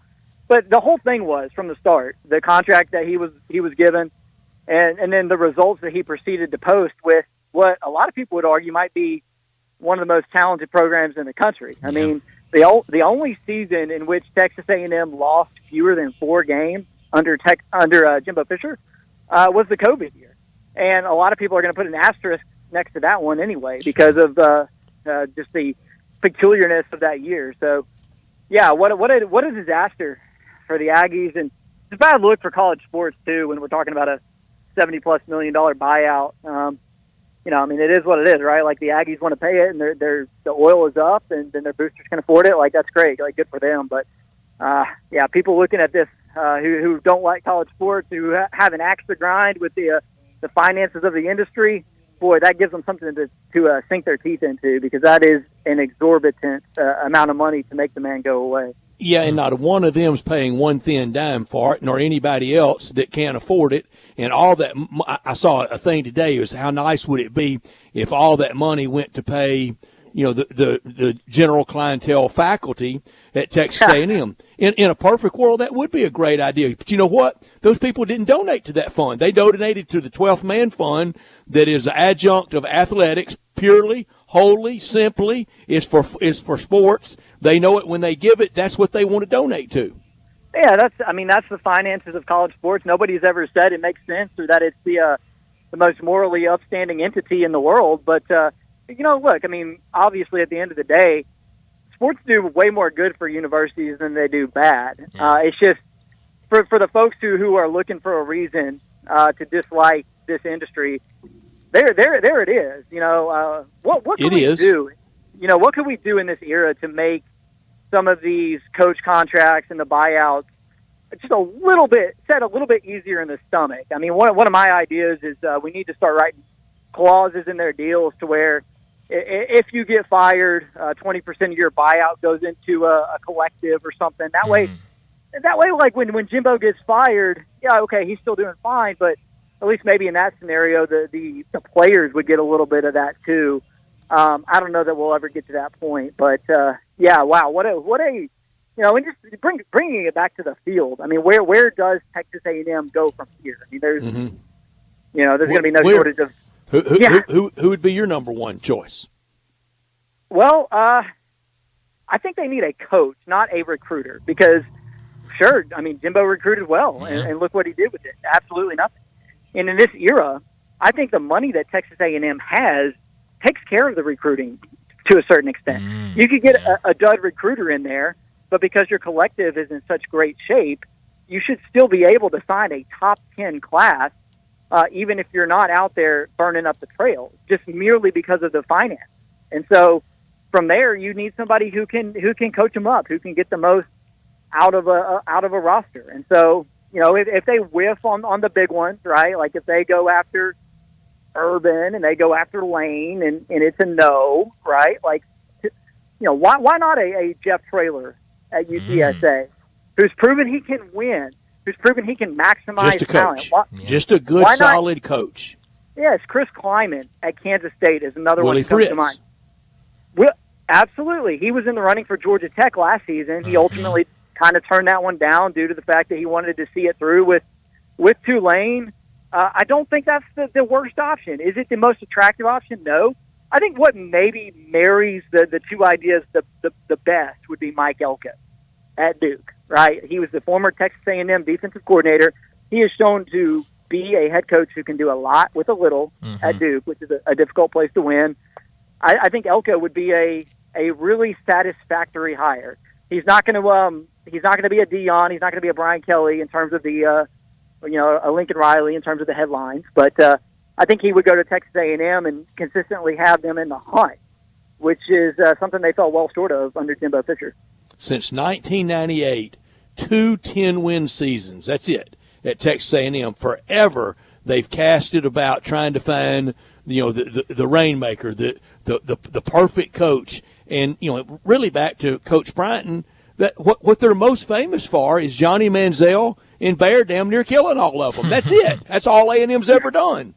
Well, and making the jump to the SEC and sort of getting out in front of Texas a little bit in that way. But, that advantage, if you want to call it that, is now dissolved with Texas joining the SEC for 2024. And so, I mean, I'll give this to Texas A&M, the tradition, the passion, the support for as you mentioned, Brett, a program that has not had overwhelming national success.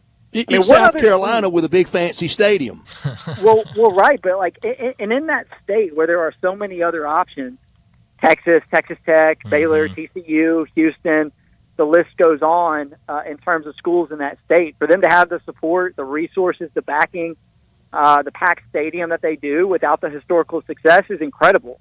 And so that should be attractive to a lot of coaches because, I mean, think about it. You can go to Texas A&M, have all the NIL resources, have carte blanche, a blank check to hire your staff, and the chance to go and really compete in the best league in the country. So I don't really understand what the drawback is to taking that job. And, maybe there's just something in the water that keeps you from winning at the highest level. But everything you need to be successful is there at Texas A&M. Yeah, absolutely. Well, on the other side of that game, we had another coach fired. Zach Arnett at Mississippi State gets fired this morning in what has been just really an awful last 12 months on and off the field for Mississippi State, and losing Mike Leach and then having to just put somebody at head coach, and then this season hasn't been great. Well, what's next for Mississippi State? Who's a type of coach you think they go after? I would love to see Jamie Chadwell finally get the chance at the Power 5 level. I mean, I've kind of been banging that drum for a while, and the immediate response to the suggestion of Jamie Chadwell, be it today or be it a year ago or 2 years ago when he was at Coastal Carolina, is that, well, he's never done it at the Power 5 level, okay? Yeah. Well, you know what? There's been a lot of coaches who had never done it at the Power 5 level until they were given the chance to do it at the Power 5 level. I mean, one that comes to mind is Hugh Freeze, right? He's coaching at Briarcrest. He's coaching at Lambeth. He's coaching finally at Arkansas State. That's his big break, right? And he's not even there all that long, and he finally gets a chance to go do it at the Power Conference level, and he's very successful at Ole Miss. And you know what? Where did he come from? He came from Liberty, and that's where Jamie Chadwell is now. And the fact that Chadwell's now done it at Coastal and at Liberty, why not? It works. Clearly, it's translated from school to school, and I think he's got a unique offensive system. And Mississippi State can't just roll it out there and play bully ball in this new look SEC. Like, they've got to have something that's difficult to prepare for, difficult to defend, and that's the type of system that Jamie Chadwell runs. And so, I think he would be a slam dunk for the Bulldogs. David, how back is Tennessee? Well, they're not down, but I don't know if they're back. Yeah, it's looking like 8-4, and I think if you had said at the outset to Tennessee fans, after year 3 of the Josh Heupel era, we'll be 8-4, maybe 9-4 with a bowl win, I think most Tennessee fans would have been okay with that, considering the circumstances that Jeremy Pruitt left behind. With the sanctions, with the poor performance on the field, they would have said, okay, yeah, we can deal with 8-4, 9-4, worst case 8-5 in year 3 under Josh Heupel. Now, next year, the pressure's on a little bit. If you regress again and you have a second consecutive year of diminishing returns, then I think the natives get real restless. But, as of this moment, I still think when you factor in the results of last season for Tennessee and you look ahead to a future with Nico at quarterback, I think there's still reason for optimism. Yeah. Well, David, I was really impressed with what Georgia did Saturday night against Ole Miss. I think I certainly thought Ole Miss could cover that 10.5, and it even got up to 11.5. I know a lot of people we had on the show last week and people that I heard both here locally and nationally thought Ole Miss could cover that 10.5. But Georgia really, it almost seems like they have something to prove, not being number 1 in the college football playoff rankings. What did you think of the performance for Georgia on Saturday? Pretty impressive. Ole Miss was able to move the football on them initially. Yeah. What Ole Miss needed in that game was a special teams break, a couple of turnovers, just things that Georgia was not going to relinquish. And what impresses me the most about Georgia is I think this might be their best offense of the past 3 seasons. Yeah. The last 2 national title teams, they were defensive juggernauts. And this defense at Georgia is still really good. It's not as good, though, as their last 2. But where they make up for it is with the multifaceted offensive attack. I mean, Carson Beck is absolutely hitting his stride. The running game is starting to improve. And they've just got such a deep well of weapons now that Brock Bowers is back on the front end of that injury timeline. That's huge. Lad McConkey is starting to look like the player he's been over the past couple of seasons.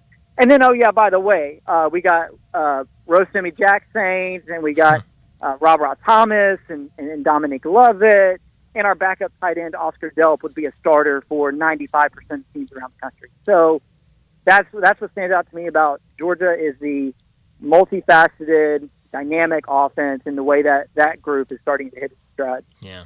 Talking to David Cobb from CBS Sports. He joins us every week to talk college football and now with the season underway, college basketball. Well, let's talk some basketball.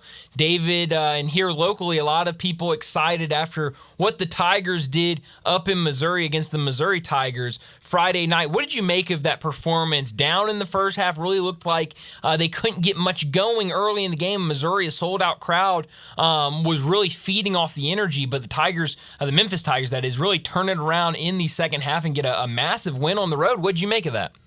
Yeah, super impressive. I don't have it in front of me, but I think over the last 25 minutes or so roughly, Memphis outscores Missouri like 55 to 29, something along those lines. That's incredible. I mean, Missouri is a NCAA tournament team from a year ago.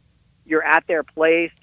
You've got a bunch of guys at Memphis that haven't played a ton together, and they fall behind by double digits. And where do you go from there? Well, they gave an incredibly impressive response to the degree that, so I'm doing power rankings this year for CBS Sports, and a lot of teams at this point in the basketball season have not played anyone. Mm-hmm. Well, Memphis is among the few that have, and it was a very successful result.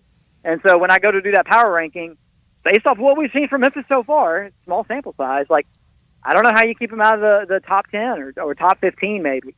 So that was an incredibly impressive performance on the road against a really solid Missouri program. They lost some guys from last year, but Missouri still has some really good veteran guards, the type of players that you want in games like that. And Memphis just went in there and kind of dominated them and had their way. So great start. By the way, without their head coach. Yeah. I think we maybe overvalue head coaches. Michigan goes and does it against Penn State without its head coach, and Memphis did the exact same thing against Missouri on the hardwood. So, that was a great start to the year for the Tigers. Yeah. And for the Memphis Tigers Friday night at home against Alabama State. And then to that, since we've known it for about 2 years, they were going to the Bahamas, to Atlantis to play in that tournament. It will be some kind of daytime viewing next week.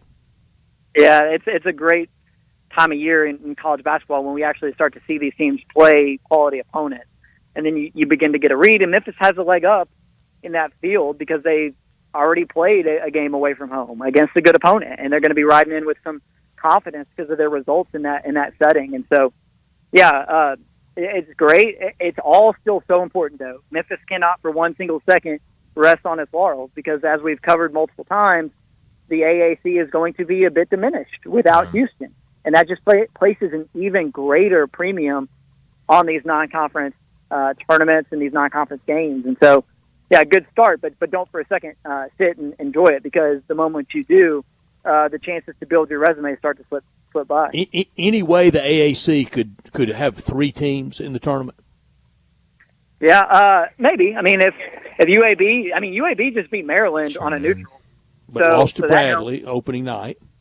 Yeah. I mean, Missouri Valley lost. I mean, hopefully at the end of the day, that doesn't. Yeah, hopefully it doesn't kill you.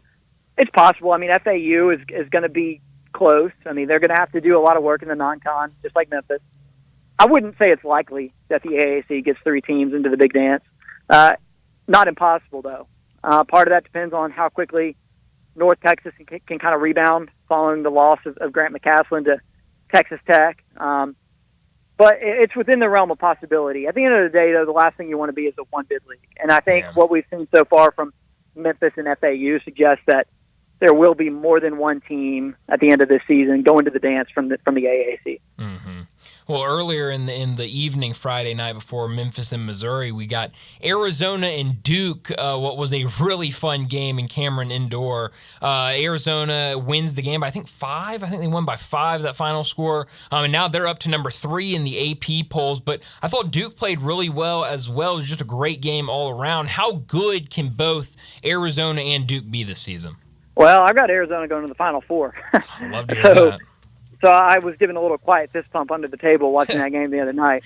They made me look smart, whereas Michigan State, also one of my Final Four picks, has kind of done the opposite, losing at home to James Madison on opening night. But, Arizona's got everything that it needs. I don't know that it's a particularly deep team, but it is a talented team. And Caleb Love, I think, has a chance to shine in that system. I mean, you might remember him from the Final Four run at North Carolina. Mm-hmm. Well, he's not the most efficient offensive player in the world, but man, he loves to shoot. He loves to score. Arizona's a great system to be in when that's the kind of player you are. And so maybe he finds his second win. Maybe Arizona really benefits from his addition. But to go into Cameron Indoor and win in November, that is incredibly rare. That doesn't happen often. And so that's the type of win that's going to stand up, and the type of win that even if Arizona ends up on Selection Sunday with 6 or 7 losses, heaven forbid, they could still find themselves on the 1 line because of the fact that, hey, all the way back in November when none of y'all were even paying attention yet, they went into Durham and beat Duke on the road. And then so that's a monumental victory for Tommy Lloyd and his crew. David, back to college football. Do you think, in all the Jim Harbaugh stuff, do you think there's anything out there that we don't know about? Are they sitting on a smoking gun, or have we exhausted everything that can be said about it? I still think there's more that could come out. I mean, I don't know that the NCAA is even close to wrapping up their investigation. They say they're going to expedite the process. What does that even mean with the NCAA when they're so often taking many, many years to do investigations? Is an expedited investigation just 1 year, just 18 months for the NCAA? And if so, there's still a lot more that could come out over that time, because how quick, opponents will be to tattle on Michigan if they have any intel whatsoever that could be of use in that investigation. And 2, does Connor Stalions, Mr. Michigan Manifesto, does he remain loyal to the Wolverines amid a situation where he's just completely become the sacrificial lamb and had his reputation and his ability to make a livelihood in the game of football eradicated by all this? Does he remain loyal to Michigan, or does he start to show where the bodies are buried, I guess? That's, I think, kind of the biggest unknown in all of this, is whether or not Stalions decides to cooperate with whatever investigations may occur. Yeah, we might just be getting started with the how complex this really could become for Michigan and everyone involved. But, David, thanks so much for joining us, and we'll do it again next week. Yeah, no problem. Thank you, guys. Thanks, David. Thank you, David. So right now with Harbaugh, I don't see him at all as a sympathetic figure. No. And almost impossible to. There's not many sympathetic figures in this, but I want to know who paid for the original investigation. I do think that matters. Yeah. No, I'm with you, and who knows if we'll ever find out that, but it's like David said, who knows where this could go. I mean, it could get pretty ugly if things go kind of the way that they could go. So he's already missed 4 Michigan football games this year, 3 over cheeseburgers, 1 over filming. Yep. I mean, shout out to the NCAA and the Big Ten for wanting to keep a really good coach in their sport, I guess. If they really wanted some teeth in this, why didn't they put him out for the rest of the year? That's a good question. I don't know. But because the Big Ten wants a national championship, and Michigan right now might be the best option they have. Yeah, it could be, but I still think it's a lot about nothing. I do too. But to see some of the Michigan loyalists that have been so headstrong in other cases, like Desmond Howard, who wanted Nebraska football shut down, kicked out of the Big Ten Conference because they wanted to play football in 2020. Yep. Well, and also another thing in all of this is when it came down on Friday. I mean, Michigan was in the air on a plane traveling to Penn State when they finally announced, oh, yeah, you're going to be suspended for 3 games. I mean, it was very poor timing, Desmond Howard, such a hypocrite, wanted Nebraska kicked out of the Big Ten. Zero due process. no evidence, no nothing over wanting to play football when, again, there was just as many medical professionals, medical experts saying play as don't play. But at that time, one of the biggest medical experts was the Michigan doctor at the Michigan Med School that was the consultant to the Big Ten commissioner saying don't play. So Des falls lockstep behind. Look, Desmond Howard, Great player, great player. Oh, yeah. I think super average on game day, adds nothing, in my opinion. Just say I'm a partisan hack. that'd be better. That'd be a step in the right direction. It'd be a lot easier because everybody watching knows that it is. Everybody also knows this. The to-do list for the holidays, they're being made out now, and you're going to want to write this down. Go to All-Star Chevy in Olive Branch, first exit into Mississippi at Kraft Goodman Road, down Highway 78, where the new Silverados all have red tags on them. Kevin and Jeff, they said that they'll get you financing this low, 1.9 or $2,000 cash back. You could get one of the new Equinox for financing as low as 1.9 or $1,000 in cash back. Your good credit deserves it. The holiday season, you deserve it. In Olive Branch, you'll find those at All-Star, and they have any new Chevy you can imagine. Tahoes, Trailblazers. A lot of families I know love the Traverse with all the cargo space and that third row seat, so you can do more together this holiday season. Over the hills and through the woods we go. Military, teachers, college students, healthcare workers, you get a $500 bonus. If you want a certified pre-owned Chevy or any pre-owned All-Star, they have a full lot. Silverados, Ram trucks, a Lexus, a Nissan Rogue, Hondas, Suburbans, Jeeps, they've got them. If it's not there, ask Jeff or Kevin, and they'll find it for you. They want me to thank all of you who brought their cars, their trucks to All-Star to sell. You'll get a big check today for great cash. Remember, it's not South Haven, not Mount Moriah or Bartlett or Collierville. It's got to be Olive Branch. Find new roads to All-Star Chevy today, or go to allstarautogroup.com. Well, let's grab a quick break. When we come back, it'll be time for our Sissy's Log Cabin. Look back at the weekend in the SEC. Be sure to follow us at Sports56 WHBQ on Twitter, Facebook, Instagram, and YouTube to watch live video of our shows, stay up to date with station events, and have chances to win prizes. Don't miss out on anything that's going on. Follow us at Sports56 WHBQ. Response to the all-new Genesis Diamonds has been incredible. People are loving what we've brought to Memphis. Genesis is a different kind of jewelry store with more jewelry than you've ever seen in one place at prices you never thought possible.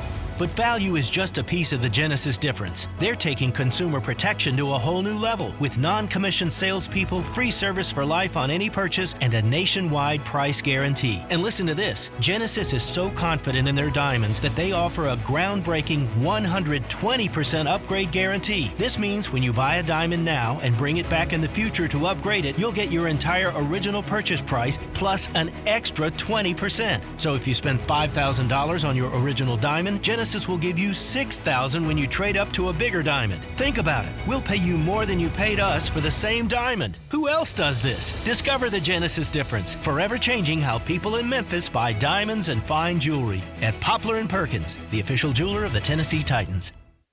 Here at Memphis Barbecue Supply, we have everything you need for your Thanksgiving feast. If you're smoking, deep frying, or putting that turkey in the oven, we got over 20 different turkey injections and brines to keep your meat juicy and moist, with brine bags and buckets, and 308 different rubs and sauces to choose from. If you're in need of fuel, Memphis Barbecue Supply carries 9 different types of wood chip, chunk, mini logs, and logs of wood, and over 4 tons of wood pellets in stock. And don't worry, we also carry thermometers, injectors, and all other sorts of gadgets that you might need to simplify your cook. And for any questions that you might have, our knowledgeable staff is always eager to help. Memphis Barbecue Supply is located at 7041 Stage Road in Memphis, or you can order online at mbbqsupply.com. Follow us on all the social media platforms for recipes, new products, and barbecue news. 5-Ash Roofing, it's what we do. Roofing and siding, gutters too. We're the pros you can trust to get it done right. Call on us. 5-Ash Roofing, the name to know. 5-Ash Roofing, the only way to go. 5-Ash Roofing, it's what we do. 5-Ash Roofing. Is that not the corniest thing you've ever heard? Can you believe I paid good money for that silly jingle? Well, the experts say make it memorable, and I think I got my money's worth. 5 Ash Roof Services, proud partner of the Memphis Tigers and the official roofer of the Tigers home team. 5 Ash Roofing, 367-0050 or memphisroofer.com. 367-0050 or memphisroofer.com. 5 Ash Roofing, it's what we do. We're here for you. For over 8 decades, America's farmers have counted on the Little Red Tractor from Case IH, the Farmall, to help them make short work of their demanding chores. Well, Mid-South Ag can show you they aren't just for farms anymore. With horsepower ranging from 30 to 105, plus an army of attachments, they can tackle every chore on your to-do list, from hauling and mowing to loading and towing and then some. Stop by Mid-South Ag Equipment or call 662-890-3141 to find a Case IH Farmall that's right for you. Yo, Mark, long time no see. You still down at Dyer's? Man, I'm not down at Dyer's. I'm out at Collierville Historic Town Square. When'd you move out there? We've been out there for about 13 years. We've got the shops, the park. We got the train the kids like to play on. You still cooking those burgers the old-fashioned way? Man, we're still flattening out those hamburger balls on a slab of marble and skillet frying them the old-fashioned way like they've been doing for 100 years. Dude, you still have those onion rings. Man, they're fantastic. Hand-breaded, served up just right. I loved those milkshakes. Please tell me you're still doing those. Man, we are hand-dipping those shakes, putting them in the old glass in the shake tin, served the old-fashioned way. You got any new items out there I need to know about? We're just doing a lot of gourmet sandwiches. We've got farm-raised catfish straight out of the Delta. We've got some hot tamales from Pasquale's Tamales out of Helena, Arkansas. Man, are they served in the husk? What those guys like to say, they're so good, you'll suck the shuck. Go see my buddy Mark at Dyer's Cafe in Collierville's historic town square. All 36-month lease, $650 acquisition fee must finance through Hyundai. Forte LXS PE 694,095, MSRP 21,610. Sportage R722, 7239, MSRP 28,715. EVP 560, 3393, MSRP 50,200. Includes all rebates and incentives. Excludes tax title and license. See dealer for complete details. Offer valid through 11/30/2023 with approved credit dealer stock only. Got Jeff Allen here from Gossett Kia South Mount Moriah. Hey Jeff, you ready for the holidays with the season of giving back? I'm ready to give out some great holiday gifts and save you some big bucks. Perfect for the holiday road trips. 41 MPG Highway in a new 2023 Kia Forte LXS $229 a month. $27.99 due at signing. Or a big family that needs more room? 2024 Kia Sportage LX with class-leading cargo room and rear seat leg room, $299 a month, $34.99 due at signing. What about an EV? 2023 Kia EV6 Wind, 134 City, 101 Highway, MPGE, $379 a month, $49.99 due at signing. All 36-month lease. Plus a free charger with your EV purchase and Kia's 10-year, 100,000-mile powertrain limited warranty. The way they live in Horn Lake, South Haven, Olive Branch, or Memphis, you'll be happy at Gossett Kia on Mount Moriah. Sports 56 traffic.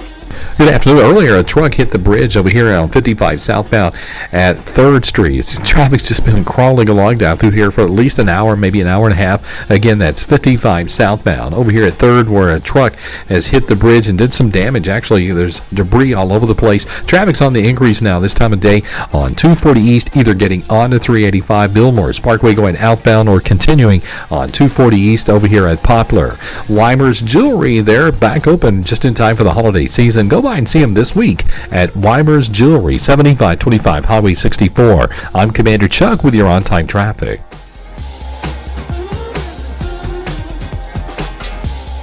5, 4, 3, 2, 1. Time for a look back at the weekend in the SEC. Brought to you by Sissy's Log Cabin, the official jeweler of the Memphis Grizzlies with 9,000 square foot in Laurelwood. Let's go inside the SEC with Bryant, Brett, and Jay Morgan. Chad Kelly in the gun formation. 3rd and inches for Ole Miss. Carlton will kick it. It is on the way, and it is up.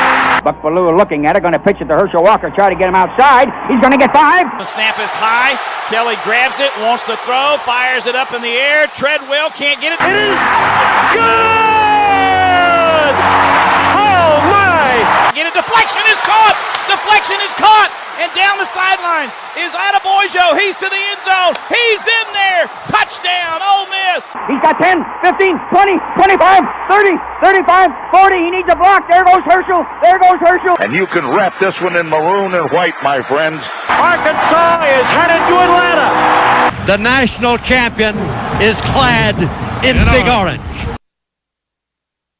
And we are ready for Sissy's Log Cabin. Look back at the weekend in the SEC, supporter of Tiger Athletics and official jeweler of the Memphis Grizzlies. We gave away tickets in the last hour for Tigers SMU coming up this Saturday. We have a lot more. We'll give away a pair Tuesday, Wednesday, Thursday, and Friday. We'll have tickets for Friday night for Tigers against Alabama State, and a special winner for Wednesday night, January 3rd. Let me make sure that date's right.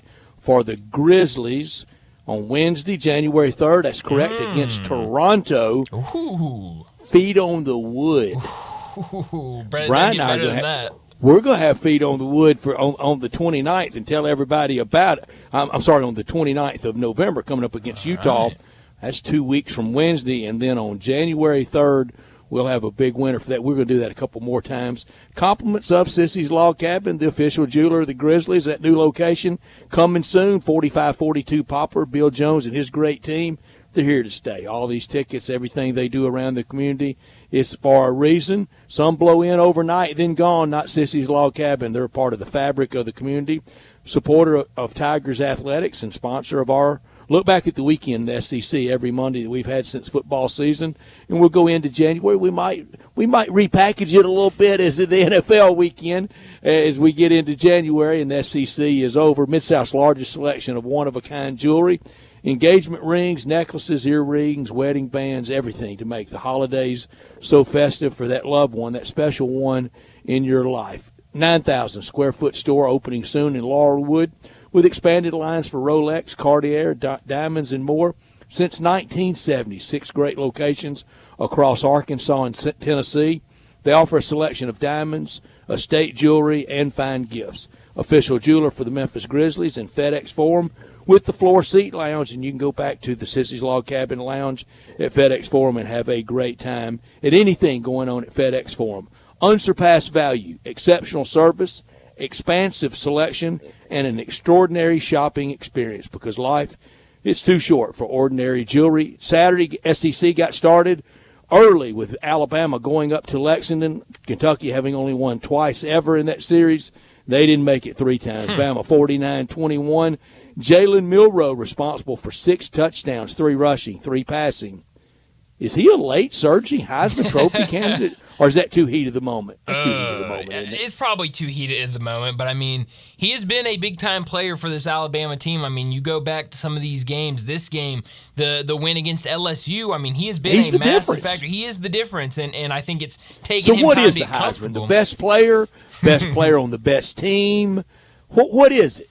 Well, I mean, that's a good question. I mean, I had a buddy that I was talking to over the weekend and said, well, you know, I forgot who he was talking about. He goes, oh, it's too bad that, you know, so-and-so can't win it because their team's not undefeated, you know? And so it seems like Jaden Daniels. Yeah, Jaden Daniels would fit that mold. And so it seems like the Heisman voters have, kind of said, hey, you got to be your team's got to be really good. You've got to be really good. You got to be a difference maker on that team. And all right, that's Bo Nix then. It seems like it. I mean, but Caleb Williams may be the best player still. Right. But he's not going back to back. Yeah, and I do think there was a subconscious aversion, maybe conscious by some, but a subconscious aversion to just anybody joining Archie Griffin. Bama with the young playmakers all over everywhere. They're really playing better. 444 yards total offense. 2 turnovers for Alabama, though, 2 for Kentucky. Ray Davis only 26 yards rushing. Next week, Bama at home against Tennessee, Chattanooga, and Cupcake Saturday across the SEC, and I think it is disgraceful. Kentucky at South Carolina. South Carolina, they won 47-6 over Vandy. Spencer Rattler, 351, 3 touchdowns. Xavier Legette, 9 catches, 120 yards receiving. Vandy, only 130 yards rushing, 104 yards passing. At least you can say it was balanced. It was a game. I mean, it was ugly. It was raining. It was just Vanderbilt couldn't do anything. I mean, Ken Seals only throws for 104 yards. On the other side, Spencer Rattler was really the difference maker. Mario Anderson adds 102 yards. I mean, Brad, this was a hard game to watch on Saturday. It was pretty ugly. Only 2 Vanderbilt penalties. Vanderbilt open. Only Vandy takes the open date. That's right. This late in the year. South Carolina home against Kentucky. Mizzou. Wow. 36-7 over Tennessee at home in Columbia. How back is Tennessee? I asked that of David Cobb.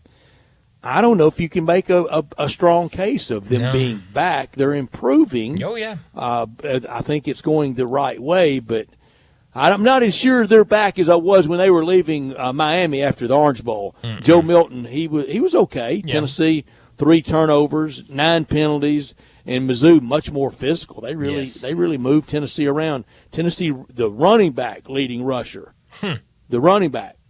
Joe Milton had more, but a running back, 22 yards, 255 yards rushing from Mizzou, 83 for Tennessee. Yeah, I mean, this was incredible. Missouri's defense, like you just said, only 83 rushing yards from Tennessee, and 36 of those came from Joe Milton, the quarterback. But offensively, what Cody Schrader did was unbelievable. Luther Burden played, but he was clearly not 100%. Cody Schrader said, hey, let me take over in this offense. 205 yards on the ground and a touchdown, 116 yards on 5 receptions through the air. So, I mean, this was an unbelievable game. I thought Missouri had a really good chance to stay in this game and maybe even win it. I didn't think they would do it like this. I didn't expect them to blow Tennessee out and not even give Tennessee an opportunity in the fourth quarter to keep it close. Tennessee this week at home at Neyland Stadium against number 1 Georgia. Mizzou at home against the Gators. I saw Eli Drinkwitz this morning. He said he wanted it to be about 20 degrees and sleeting for the Florida Gators. Auburn goes to Fayetteville and wins 48-10 over the Razorbacks back-to-back years. For Hugh Freeze to win at Razorback Stadium last year with Liberty, this year with his Auburn Tigers, that he now has eligible for a bowl. Auburn held Arkansas to a total of 255 yards, 354 rushing for Auburn.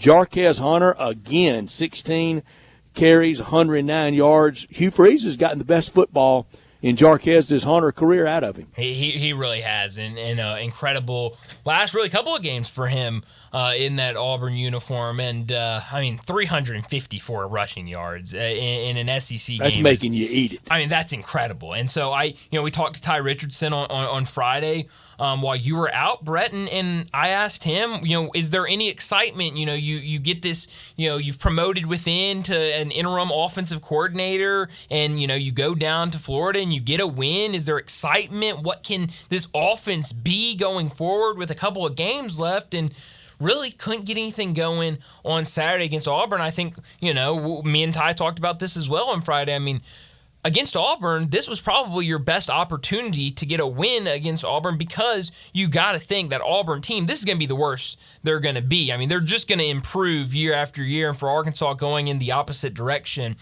Just really a disappointing performance, I thought, by Arkansas. But, I mean, again, going back to that 354 yards rushing, only 163 yards through the air. They didn't need anything through the air because they were getting everything they wanted. Auburn was on the ground.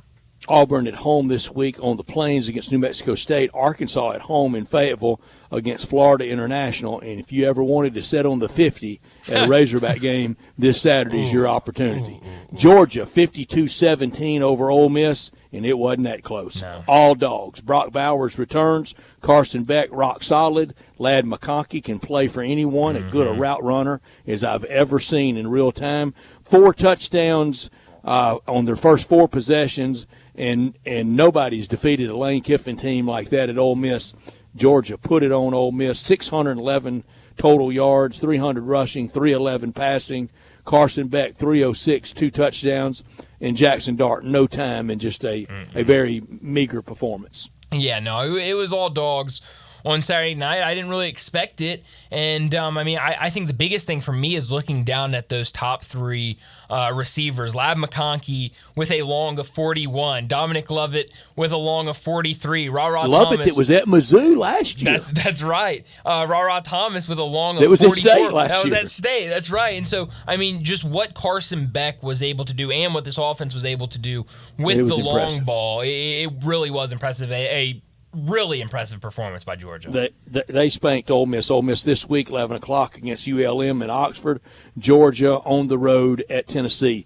LSU 52-35 over Florida. 606 total yards for Jaden Daniels. I will tell you right now, if I had to vote right now for the Heisman Trophy, I would vote for Jaden Daniels. Wow. I think he is the best player in college football. He just doesn't play defense. That's not his fault. Not his fault at all. First FBS quarterback in history to go for over 350 passing, over 200 rushing, 372 exact passing, Crazy. 234 rushing. Brian Thomas, 2 TDs receiving. Graham Mertz wasn't bad for Florida on the other side. 311, a touchdown. Ricky Pearsall, big-time receiver for the Gators, 7 catches, 103 yards. But what Jaden Daniels has done, and when I left Oxford that night, I thought, I've seen special quarterback that's in a Heisman class like Cam, like Johnny Manziel, like Bryce Young, one more in there in the Ole Miss years for me that was that special. Daniels is in that league. Oh, absolutely. I mean, he is incredible, and you really look at that offensive line play on Saturday for LSU. I thought was really, really good. It didn't let Florida's defensive line really get anything going. Only 2 sacks for Florida's defense, only 3 tackles for a loss. Joe really Burrow is who I was forgetting. Yeah, that's another really good one. But able to protect Jaden Daniels and give him that time in the pocket to be able to throw for so many yards and get out and run for so many yards. It was an impressive performance all around for LSU. Last game, and we know the repercussions from this game. It was A&M 51-10 on Saturday night. Everything felt pretty good, didn't it, over Mississippi State? And then both coaches fired. One Sunday, one Monday. Jalen Henderson accounted for 4 touchdowns, had a good game. State's got to get Will Rogers back to have a chance in the Egg Bowl for it to end a good year for them. State at home this week. This week for LSU. They are at home against Georgia State. Florida's at Mizzou this week for Mississippi State. At home against Southern Miss, and A&M at home against Abilene Christians and the Lions. Yeah. This was all Texas A&M in this one. Didn't think both coaches would be shown the door after this one, but you're right. I mean, Will Rogers not being in that offense for Mississippi State, it really ruins this offense. I really like Mike Wright. I like what he was able to do last year at Vanderbilt, but he really is struggling in this offense. That's our look back at the weekend from the SEC, brought to you by Sissy's Log Cabin, the official jeweler of the Memphis Grizzlies and the Memphis Tigers, and a sponsor of our 4:30 look back at the weekend in the SEC. Well, let's go ahead and grab a break. When we come back, it'll be time for Big Number of the Day. We are real sports talk. Sports 56 WHBQ. Available on your radio dial at 560 AM and 98.5 FM, as well as around the world online at sports56whbq.com. Take us with you everywhere by downloading the Sports 56 app. And at home, just say, Alexa, play Sports 56. Wherever you are, stay tuned in to Real Sports Talk. Sports 56 and 98.5 FM. There's an institution in East Memphis that I love talking about. It's the Spirit Shop at 4848 Poplar Avenue, right down the street from Clark Tower, and it looks like a log cabin. It's been around Memphis since 1969 with a family-owned, friendly, knowledgeable sales staff that is just a wonderful place to go. I love going in and talking wine or bourbons, and they've got such great selection. So if you've not visited the Spirit Shop in a while, it's been remodeled. You'll love what you see when you need spirits. Tell Eddie Wollo said hello. Year-end means huge savings at Gossett Kia on the Pike with the season of giving back. How about 41 MPG for those holiday road trips? 2023 Kia Forte LXS, $229 a month, $27.99 due at signing. Family road trip, 2024 Kia Sportage LX with class-leading cargo room and rear seat legroom, $299 a month, $34.99 due at signing. And get where you're going for less than a 2023 Kia EV6 Wind, 134 City, 101 Highway MPGE, $379 a month, $49.99 due at signing, all 36-month lease. Plus a free charger with your EV purchase and Kia's 10-year, 100,000-mile powertrain limited warranty. Ask for Bobby J. He's ready to put you in a new Kia today. Gossett Kia, 1900 Covington Pike, or online, KiaCovingtonPike.com. If you want it, we got it at Gossett Motor Cars. All 36-month lease, $650 acquisition fee. Must finance through Hyundai. Forte LXS PE 694,095 MSRP 21,610. Sportage R722 7239 MSRP 28,715. EVP 560 3393 MSRP 50,200. Includes all rebates and incentives. Excludes tax title and license. See dealer for complete details. Offer valid through 11/30/2023 with approved credit dealer stock only.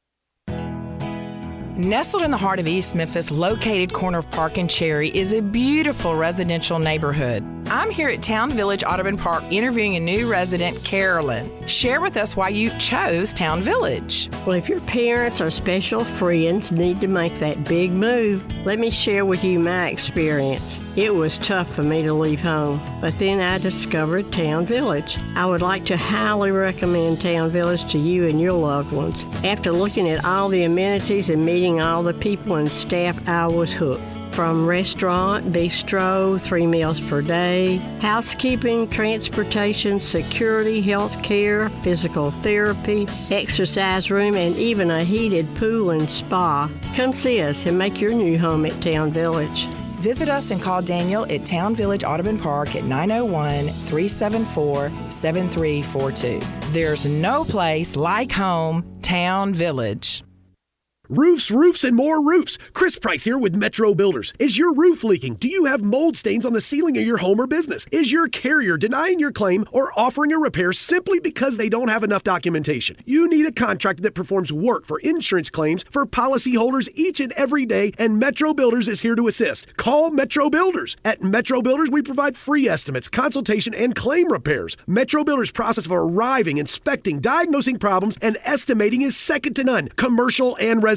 Our team of Hague-certified technicians are standing by to assist you with providing estimates and photos to your carrier to document your loss. All you owe is what your policy states. No large fees on top of the final scope. We use high-grade materials and are certified by companies like Atlas, CertainTeed, Owens Corning, and Mulehide with labor warranties up to 50 years on all of our jobs. Metro Builders provides roof repairs across the Mid-South. Call Metro Builders to schedule your inspection free. Call me. 901-375-1717. That's 901-375-1717. It's time for the holidays. Bah, humbug. What, you're not all excited for the turkey and dressing and cranberry sauce? The cooking, the cleaning, the relatives. Well, you got people coming in from out of town? Hi, so many people. It'll be fun. All I want to do is go to Central Barbecue. That's all you ever want to do. Alone. Come on, it's the holidays. Just sitting there in a booth all by myself, enjoying Central Barbecue, no family, being all festive. Well, you enjoy your own private Central Barbecue holiday. That is all I ask. Hi, this is Lauren Choate with Choate's Air Conditioning, Heating, and Plumbing. Fall is in the air, and so are Choate's Early Bird Specials. Right now, receive $1,000 off the purchase of a new Carrier gas furnace. Carrier furnaces come with some of the best warranties in the industry, and Choate's has been professionally installing them for over 60 years. As a Carrier factory authorized dealer, Choate's also offers competitive financing solutions for you and your family. If your heating system is in good shape, make sure you take advantage of Choate's Early Bird Tune-Up Special for $60. This tune-up is an in-depth 20-point inspection to make sure your furnace is ready for the winter season ahead. So call 347-8086 to schedule your Early Bird Special today. And turn to the experts with Choate's and let our family serve your family.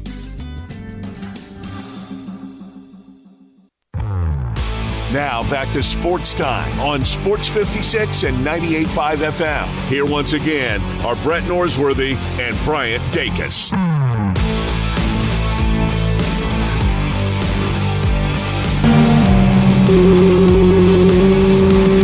Big Daddy. Hello, Big Brand. It's a guy, he wants to be big, then he gets big, he doesn't want to be big anymore, then he gets small, but the suit's too big. Big Daddy. The big boy. You're a big guy. I think she's trying to pull a fast one on Big Daddy. The big number of the day. Well, Brett, I have a couple of big numbers today after a weekend of sports, but I'll start off with my big number that comes from a performance yesterday, another outstanding performance from C.J. Stroud. This big number is 10. After that win... after that win against the Bengals yesterday, an outstanding win, C.J. Stroud is now top 10 in the NFL in passing yards, touchdowns, and QBR, and has only thrown 2 interceptions this season. Brett, I think you were ahead of a lot of people last week when you asked a real question to Bo Marchant. Could he be in the MVP conversation? Not just Roy, but MVP. And I will, just to show you how big a person I am, I will forgive the texter that said I was a nut for suggesting that. Well, hey, that's just very to big show you how big a person I am. I will forgive on that. That's very big of you, Brett. Because now that conversation is going around. It really is. If somehow he got them to 10 wins, that would win that division. Easily. He's legitimately in MVP conversation. I think you're right. Rookie of the Year. You don't even send out the ballots, which nobody's mailing anything anymore anyway. But, emailing, maybe. I may be the last person that mails anything. You might be. Brian, I'm not disappointed in you, but I'm a little surprised. Why is that? I thought your big number would be that low point total Mizzou had in that second half. Oh, man, it should have been. That was incredible. I mean, what was it, 22 points in the second half for Missouri? Right, that was – it's unbelievable. That hangs in Tiger basketball Louvre. Oh, yeah, especially after trailing in the first half. And a lot of people thinking, okay, yeah, it's first game, first road game, it's tough, whatever. Watch and it wasn't Mizzou just missing a shot. It was belly button to belly button. One of Jimmy Dykes' favorite terms, and he learned it playing for Eddie Sutton, and he was saying that. And do you think that announcer got a call from Mizzou basketball offices? Or I think somebody, and maybe not him, but I'm sure somebody at ESPN got or SEC Network got a phone I call. laughed out loud when I heard him say it. Yeah. But it was true. They were clowning him. Isn't this supposed to be the SEC Network? What are we doing saying an opposing team not in the conference is clowning Missouri? But truth hurts if it makes you mad. They were. I mean, it wasn't a lie. Yeah. They were clowning them. And good enough for Mizzou with the whole football stuff. Yeah. Tigers got a good laugh at their expense Friday night. My big number is 91. That's the number of wins for Kirby Smart at Georgia. I saw his first bowl win here in Memphis in 2016 at the end of his first season over TCU. I saw his game, that thrilling game at the Rose Bowl against Oklahoma. But Saturday night was the first time I've got to see him in the heart of this Big D dynasty, and it is something to see. And right now, I don't see any reason why they can't three-peat. And if he three-peats, then the off-season discussion will be this in the SEC world. That will put him in the Big Four, in the Mount Rushmore of all time. Exactly where? 1, Coach Nick Saban. 2, Coach Paul Bear Bryant. I say if he wins it all, and especially another undefeated. Oh, yeah. Another undefeated. And he can win it even with a loss.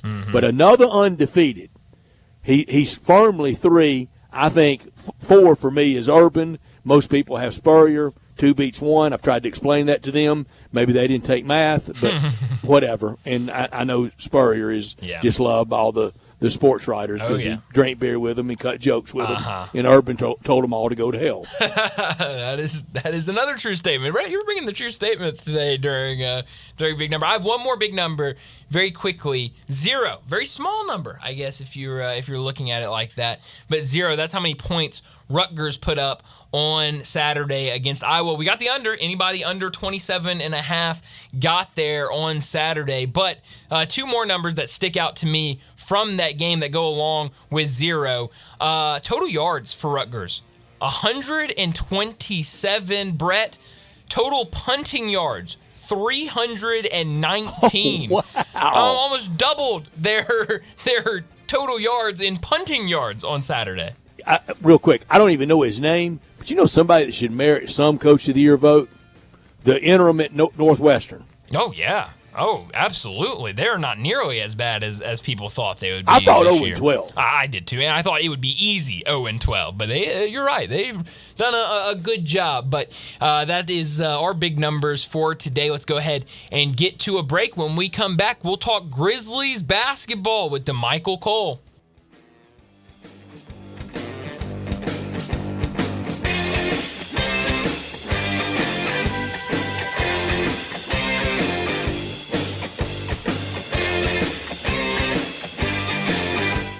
If you're hungry for great Mexican food for breakfast, lunch, or dinner, got it. La Guadalupana. Guadalupana. Choose from tacos, burritos, enchiladas, sizzling shrimp, beef, or chicken fajitas, and even a Cuban sandwich filled with Mexican sauces, chicken, ham, steak, jalapenos, avocado, and more. How about super nachos topped with melted cheese, beans, sour cream, guacamole, tomato, and jalapenos? All great with nice cold beer, domestic and imported. Good prices, generous portions, great service at 2 locations, Summer Avenue and Cordova Road. La Guadalupana.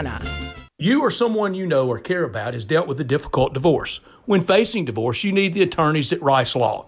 Nick and Larry Rice lead the firm with 3 generations and 7 decades of experience. Located in Memphis, serving the entire state of Tennessee and North Mississippi. Rice Law is who you need to call. Simple or difficult divorce, they know how to handle it. Call Rice Law at 901-526-6701, or for more information, visit them at aboutdivorce.com. That's aboutdivorce.com. Moving is stressful, but Black Tie Moving can take the worry out of the process. Whether you're moving across town or across country, moving your home or your office, your personal moving concierge from Black Tie Moving will work with you to design a plan that perfectly fits your budget and needs. And they're available 24/7 to answer any questions you have. Give Black Tie Moving a call at 901-316-6196 or go to blacktiemoving.com/Memphis to get your personal, no-obligation quote from the moving experts at Black Tie Moving. Whether it's date night, a birthday, or just because, raise a steak in celebration at Ruth's Chris. Open in the Regalia Shopping Center at the corner of Poplar and Ridgeway. Treat yourself to one of our classic USDA prime beef steaks, seasoned and broiled to perfection. Then serve sizzling hot on one of Ruth's signature 500-degree plates. Visit Ruth'sChris.com to make a reservation. Ruth's Chris Steakhouse, Memphis. This is how celebrating more is done. Hey, sports fans, if you're not calling John Anthony, you're simply missing out. To prove it, I'm releasing your Monday Night Report absolutely free on recorded message line. Call 1-800-244-5506. Last week, I went 2-0 with LA in the under. Tonight, I love this matchup. Denver Buffalo's monster, side and total. Denver Buffalo critical information confirmed, plus Thursday's early release and hoop action. That's 5 big plays. John Anthony has you covered. I love to go 5-0 free on recorded message. 1-800-244-5506. Information wins. John Anthony Sports, #1 against the spread. Denver Buffalo is huge. Call 1-800-244-5506. You want information? I've got it. Denver Buffalo plus hoop action. I love to go 5-0 or the season free. That's 1-800-244-5506 or go to johnanthonysports.com. Sponsored by JFSR Group. Now, this is the weather Sunrise was made for. You can enjoy sunrise downtown on Jefferson or sunrise east on Poplar all year long. But there's something special about tucking into a hot, fresh, delicious breakfast when there's just a bit of cool in the air. It's true for lunch, too. There's nothing like a perfect burger when you've got your coat hanging on the back of your chair. You know the food at both Sunrise locations is made just for you when you order it. And now you can enjoy it while you're not being outside in the cold. Warm up with some Sunrise. Sports 56 traffic. Good afternoon. It remains slower than normal over here between Mallory and 3rd going 55 southbound, where earlier an 18-wheelers hit the bridge. They're going to have to inspect this bridge, so they're still out here with TDOT officials. Again, that's 55 southbound at 3rd. It's pretty busy now as you travel on 240 East, let's say from Perkins, trying to get past Bill Morris Parkway. 385 Bill Morris Parkway itself looks pretty good, actually, as you head on out into Collierville. Weimer's Jewelry is gearing up for the holiday season. Go by and see them this week at 7525 Highway 64. I'm Commander Chuck with your on-time traffic.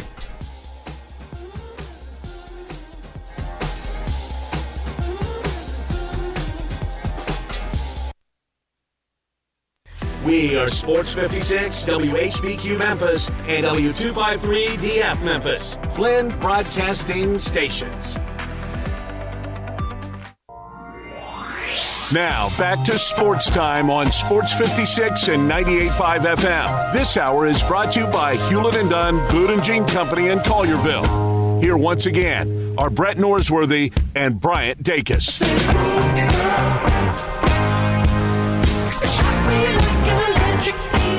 Welcome back into Sports Time. Bryant and Brett with you in our Family Leisure Studios, and joining us now to talk Grizzlies, DeMichael Cole, the Grizzly beat writer for the Commercial Appeal, joins us now. DeMichael, thanks so much for joining us.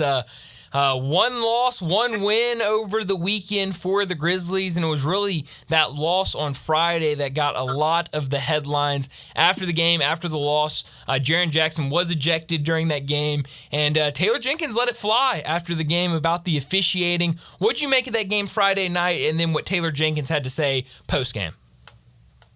Yeah, Taylor said, I've only done this, one other time if you go back. And it's true. The other time he kind of had that type of outburst was after that Game 4 loss against the Timberwolves when that series ended up being tied 2-2 in Minnesota a couple years ago in 2022 in the playoffs. But,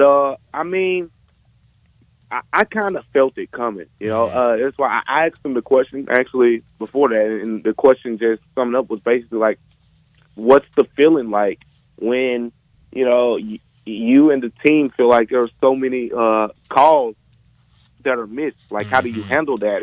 And he pointed out Jaren Jackson Jr., which I thought was the best synopsis of the situation, because watching Jaren this season, as most of us can attest, he's been getting downhill, really attacking the basket. And Utah had a smaller lineup in this game, and, he was hit a couple times. He had 0 free throw attempts, and he had 13 field goal attempts, and only 2 were three-pointers. So he was repeatedly in the paint, but 0 free throw attempts. And you don't see those numbers from Jaren often. I mean, if you criticize the Grizzlies, they don't have a lot of guys that are really good at getting to the free throw line. That's why I don't get into the whole free throw disparity thing too much. Like, when you just say, oh, this team shooting more free throws than the Grizzlies, this team shoots. But with Jaren specifically, that's the one guy where you say he really gets to the line. So, I felt like he just spoke his mind, Taylor, that is. And, he took the fine, but it probably was worth it. He sure did that. And, DeMichael, when I saw that Friday night, not knowing a lot of details, but knowing the team going into that game Friday night was 1-7, and that dropped them to 1-8, I thought, Sunday afternoon in Los Angeles. I just don't know if he could go out and lose by 19 to the Clippers. Didn't. They won the game, now 2-8. But it struck me as David Fizdale, take that for data. Yeah, that was the vibe, right? And even before his talk, there was, remember during the game, I think when Jaren got ejected, the Grizzlies were down maybe 13, but then it grew. I think because right after it, they went on an 8-0 run. Utah went on an 8-0 run, and it was 101-80, 21-point game. And, the Grizzlies responded. Like, the energy just shifted. There was more of a sense of urgency. Of course, they faltered, kind of late, because Marcus Smart, another guy that, was on the bad side of a couple questionable calls, he fouled out midway through the fourth, and they just were down too much of their, star power at that point. But with the Clippers game, you kind of felt like some of that energy kind of transitioned over. Granted, I said that this is a great time to catch the Clippers for anybody, because they don't know what they're doing right now. Yeah. But the Grizzlies definitely kind of used, some of that motivational momentum to kind of get that second win. Yeah, absolutely. And certainly can use the win, now 2-8 coming into this week. And more importantly, kind of getting a win to start that road trip. Now we'll play the Lakers, then go down to San Antonio before coming home for a big game against the Clippers. I mean, it's huge to go on the road and get that second win, but we're still looking for that first home win of the season. Still looking for that first home win, man. And you look at the schedule, it's not going to be easy pickings anytime soon in Memphis in particular. You talk about the next home game for the Grizzlies, none other than the reigning Eastern Conference champs, the team that looks like one of the elite teams in the NBA right now. That's the Boston Celtics. And then after that, who's the next home game after that? Oh, you just got the Phoenix Suns when they're expected to get Devin Booker back with Bradley Beal and Kevin Durant. And it's like, okay, well, sure. Who's the next home game after that? The Timberwolves, who look like one of the best teams in the NBA right now and arguably the best defense in the league. So they're going to have to earn it. They're going to have to earn it if they want to get it in one of those 3 games. After that, you got the Jazz, but that's all the way down the road in November 29th. So it's funny because this team had the best home record in the NBA last season, but it's been a struggle so far. They've been in those games. Mm-hmm. It's not like people are coming to Memphis and just blowing the doors off them. I mean, the Mavs won by 15, but they pulled away late in that game. But they went toe-to-toe with the Pelicans, went toe-to-toe with the Nuggets, toe-to-toe with the Heat. The Jazz game was close. They've been right there. They haven't been able to get over the hump. Yeah, that was my reaction to the outburst from Friday night is, okay, I think Friday night was an example. It was pretty outlandish. It was pretty egregious. Mm-hmm. But that had nothing to do with the referees didn't have anything to do with the 1-6 start before that game. So, it's a lot of frustration. You don't think Taylor Jenkins' job is in jeopardy, do you, DeMichael? Not yet. It's kind of like with players. We always hear that players should not lose their job while a player shouldn't lose his starting spot while he's hurt. Mm-hmm. Like, for example, with Ja Morant being suspended, if someone just ended up coming here averaging 24 points and 12 assists, say, okay, Josh Steele probably shouldn't lose his starting spot. It's kind of like one of those things. And that's kind of how I feel a little bit about the Taylor Jenkins situation, not quite to that level. Basically, I feel like he should get the job back. I've talked about this before, but here is where you can make the argument whether this has been good or bad for the Grizzlies, but this is how they've chosen to do it. I think when you build teams, what we've seen in the NBA, some teams build through their superstars, like with them, and some teams build around them. So OKC, for example, I think they're building with Shai Gilgeous-Alexander. If they were building around him, they probably wouldn't have drafted Josh Giddey, being the fact that both of those guys are, really good ball handlers, and they're better on the ball. And, Jalen Williams and those type guys. But a team like Memphis, what we've seen is they're not going out drafting guys who have 20, 25-point scoring potential. They're drafting guys who profile, at least, based on their college scouting reports, as guys who can be good shooters, multiple position defenders that you can put around Ja Morant, Desmond Bane, and Jaren Jackson Jr. So my thing is, the point with that is, if you're building around a guy, I think you got to give Taylor Jenkins a chance to see it through in that case. And that's basically, I think when Ja gets back, his seat does heat up a little bit. But it would be unfair, I think, to say, hey, this team right now just currently constructed. Like, there's a reason they're struggling in fourth quarters. They're not built right now to be a closing team without having their certified closer on the roster. I agree with you, Michael, on every facet of that. You lay it out well. I just don't think in this modern kind of SEC football world of everybody running so hot and cold, I don't think Taylor Jenkins can stand a 4-18, 4-19 beginning. All right, even if he can, get Ja back. But if the ownership group goes to, will they go to Ja for input, and do you think that Ja's status is one that he should be able to give it? I'm going to give my opinion before I'm going to let you give yours, and then I want you to lay it out. I don't think they should. I think Ja's actions and his judgment has been so poor, I don't think he should have input on who the head coach should be. What do you say? I think that's fair, but I think, just one question that I kind of asked Ja a couple times over the last couple years is kind of about that conversation, but more from a player personnel standpoint.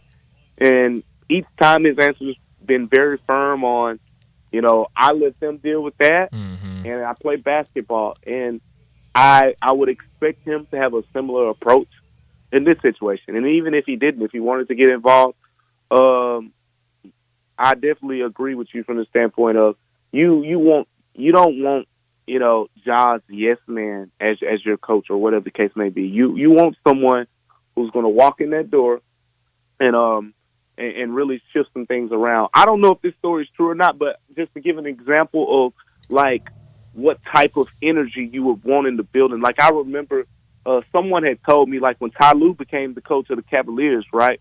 Because he replaced David Blatt. David Blatt was doing okay there, but they wanted to win championships. And when Ty Lue came in there, LeBron is a major voice in the huddles and things like that.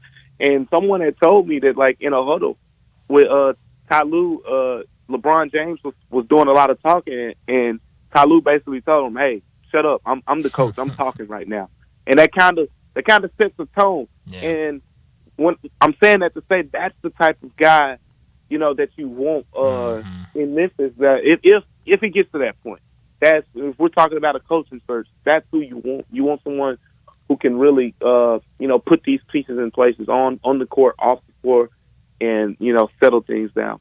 Absolutely. Talking to Michael Cole, the Grizzlies beat writer for the Commercial Appeal. We know the injuries for this Grizzly team. A lot of guys have been out, and it seems like when one person gets healthy, somebody else gets injured. But these past two games, we've seen more minutes for Jacob Gilyard, a guy that has kind of been around, but it has spent a lot of time in the G League. What have you thought about these last two games where he's seeing more minutes? 34 minutes Friday night against Utah, and had a pretty good game. 24 minutes yesterday against the Clippers.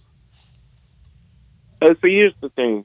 with Jacob Gilliard, there's kind of like this domino effect when he comes into the game. So I've actually, I know Jacob Gilliard probably a little bit better than most people around here because when I was in Philly, as y'all know, I kind of covered him. Oh, like wow.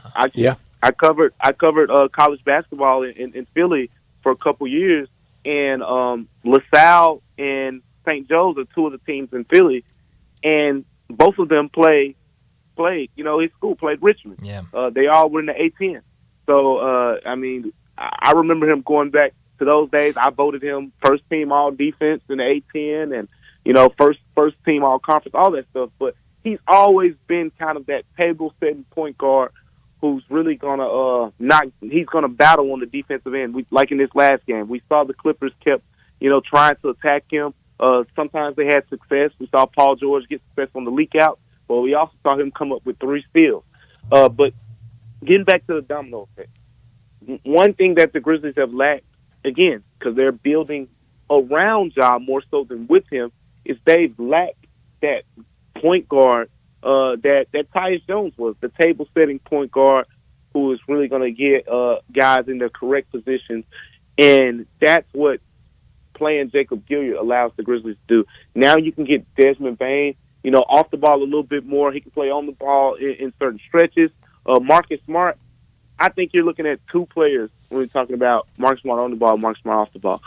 His 3-point shooting percentage numbers haven't been great this season, but when I watch him shoot, I still feel like it's going to go in. Yeah. And that's because when he shoots open shots, spot-up shots, also known as the shots when he's off the ball and it's passed to him in rhythm, he's making them. It's the shots where he's playing point guard and he's coming off the pick and roll, or he's coming up in transitions and he dribbles into a three-pointer, and those are the ones that he hasn't had a lot of success on for the most part. So Jacob Gilliard kind of puts everybody in position. Desmond Bane off the ball, Marcus Smart off the ball, and that's kind of where I lean to the point of I want to see this team when Ja gets back before I make too many overarching assumptions, because guys are all over the place right now, and they're starting to find who works better where, who works well with who, and things like that. But at the same time, Jacob Gilliard has provided them kind of a calming presence on the offense. Mm-hmm. Well, Bismack Biyombo has looked like he's been a good addition for this Grizzlies team. Has kind of come in and filled those needs that they need in the paint. What's your opinion on the start of the Bismack Biyombo career in Memphis? It's been good. It's been really good because here's the thing though with the Grizzlies, they don't ask their centers to do much of the flashy stuff. Yeah. And Bismack Biyombo's not going to do much of the flashy stuff, and he fits seamlessly like that. Some people are like, wow, how's Bismack Biyombo playing so well? He's playing the role that he's played pretty much his entire career. It's just those things are emphasized with the Grizzlies. The Grizzlies will funnel a lot of, their defensive coverages right to the, they really emphasize protecting the paint. And he and Jaren Jackson Jr. are that back line. So his strengths kind of align, with what the Grizzlies want to do. The offensive rebounding, the Grizzlies have needed that now. They're not shooting just great percentages right now, while they got all these guys filling in and whatnot. So he's been a nice addition. But I'll tell you this though, this next game against Anthony Davis, this is going to be the ball mark game for me. This is a game where it's like, okay, is Bismack Biyombo really going to make a difference? Shall we say saddle up? Saddle up, right? Saddle up, right? Because look, these last 2 games, okay, he's had double-doubles in both of them. Super impressive. I'm impressed.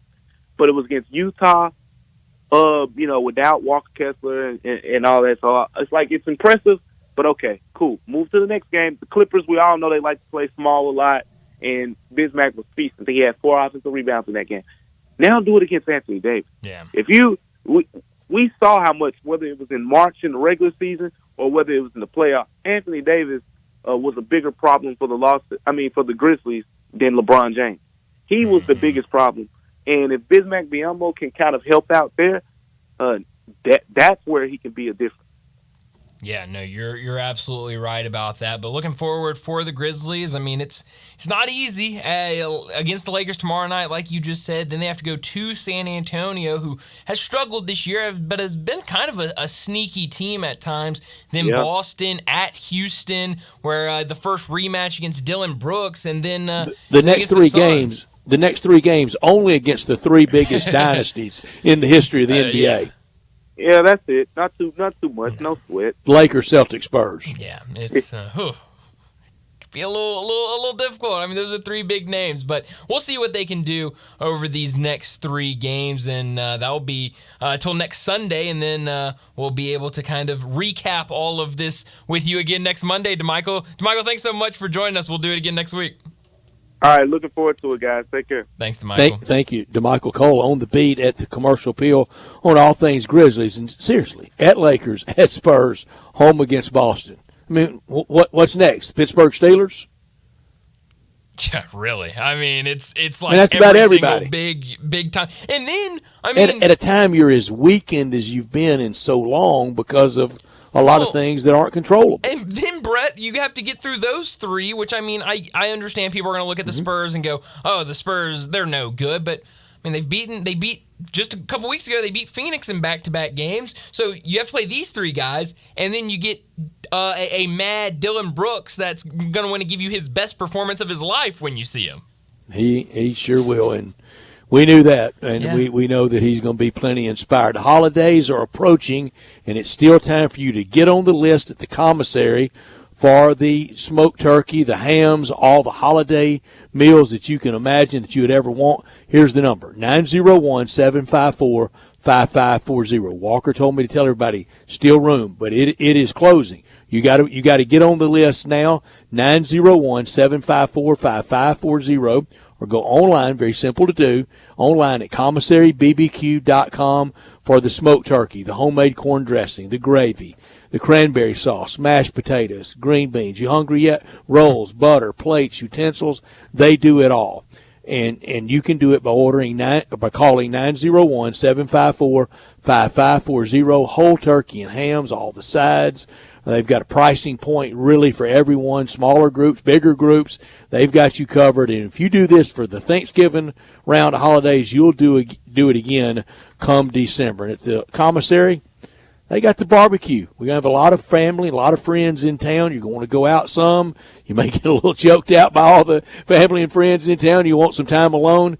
But whether it's the Houston Levy and Poplar location or the original in Germantown, the mainstay since the early 80s, where Walker got it started, where it all began, you can enjoy that Memphis-style barbecue, the ribs, the slow-cooked Memphis way. If you're craving an easier way to order, text commissary right now to 33733 for all these games, for all these good times. You can enjoy it at either location, the Collierville Commissary at Houston Levy and Poplar, or the original in Germantown. Save room for dessert, like the lemon icebox pie, the banana pudding, the strawberry cakes. Here's the number, 901-754-5540, or go online at commissarybbq.com.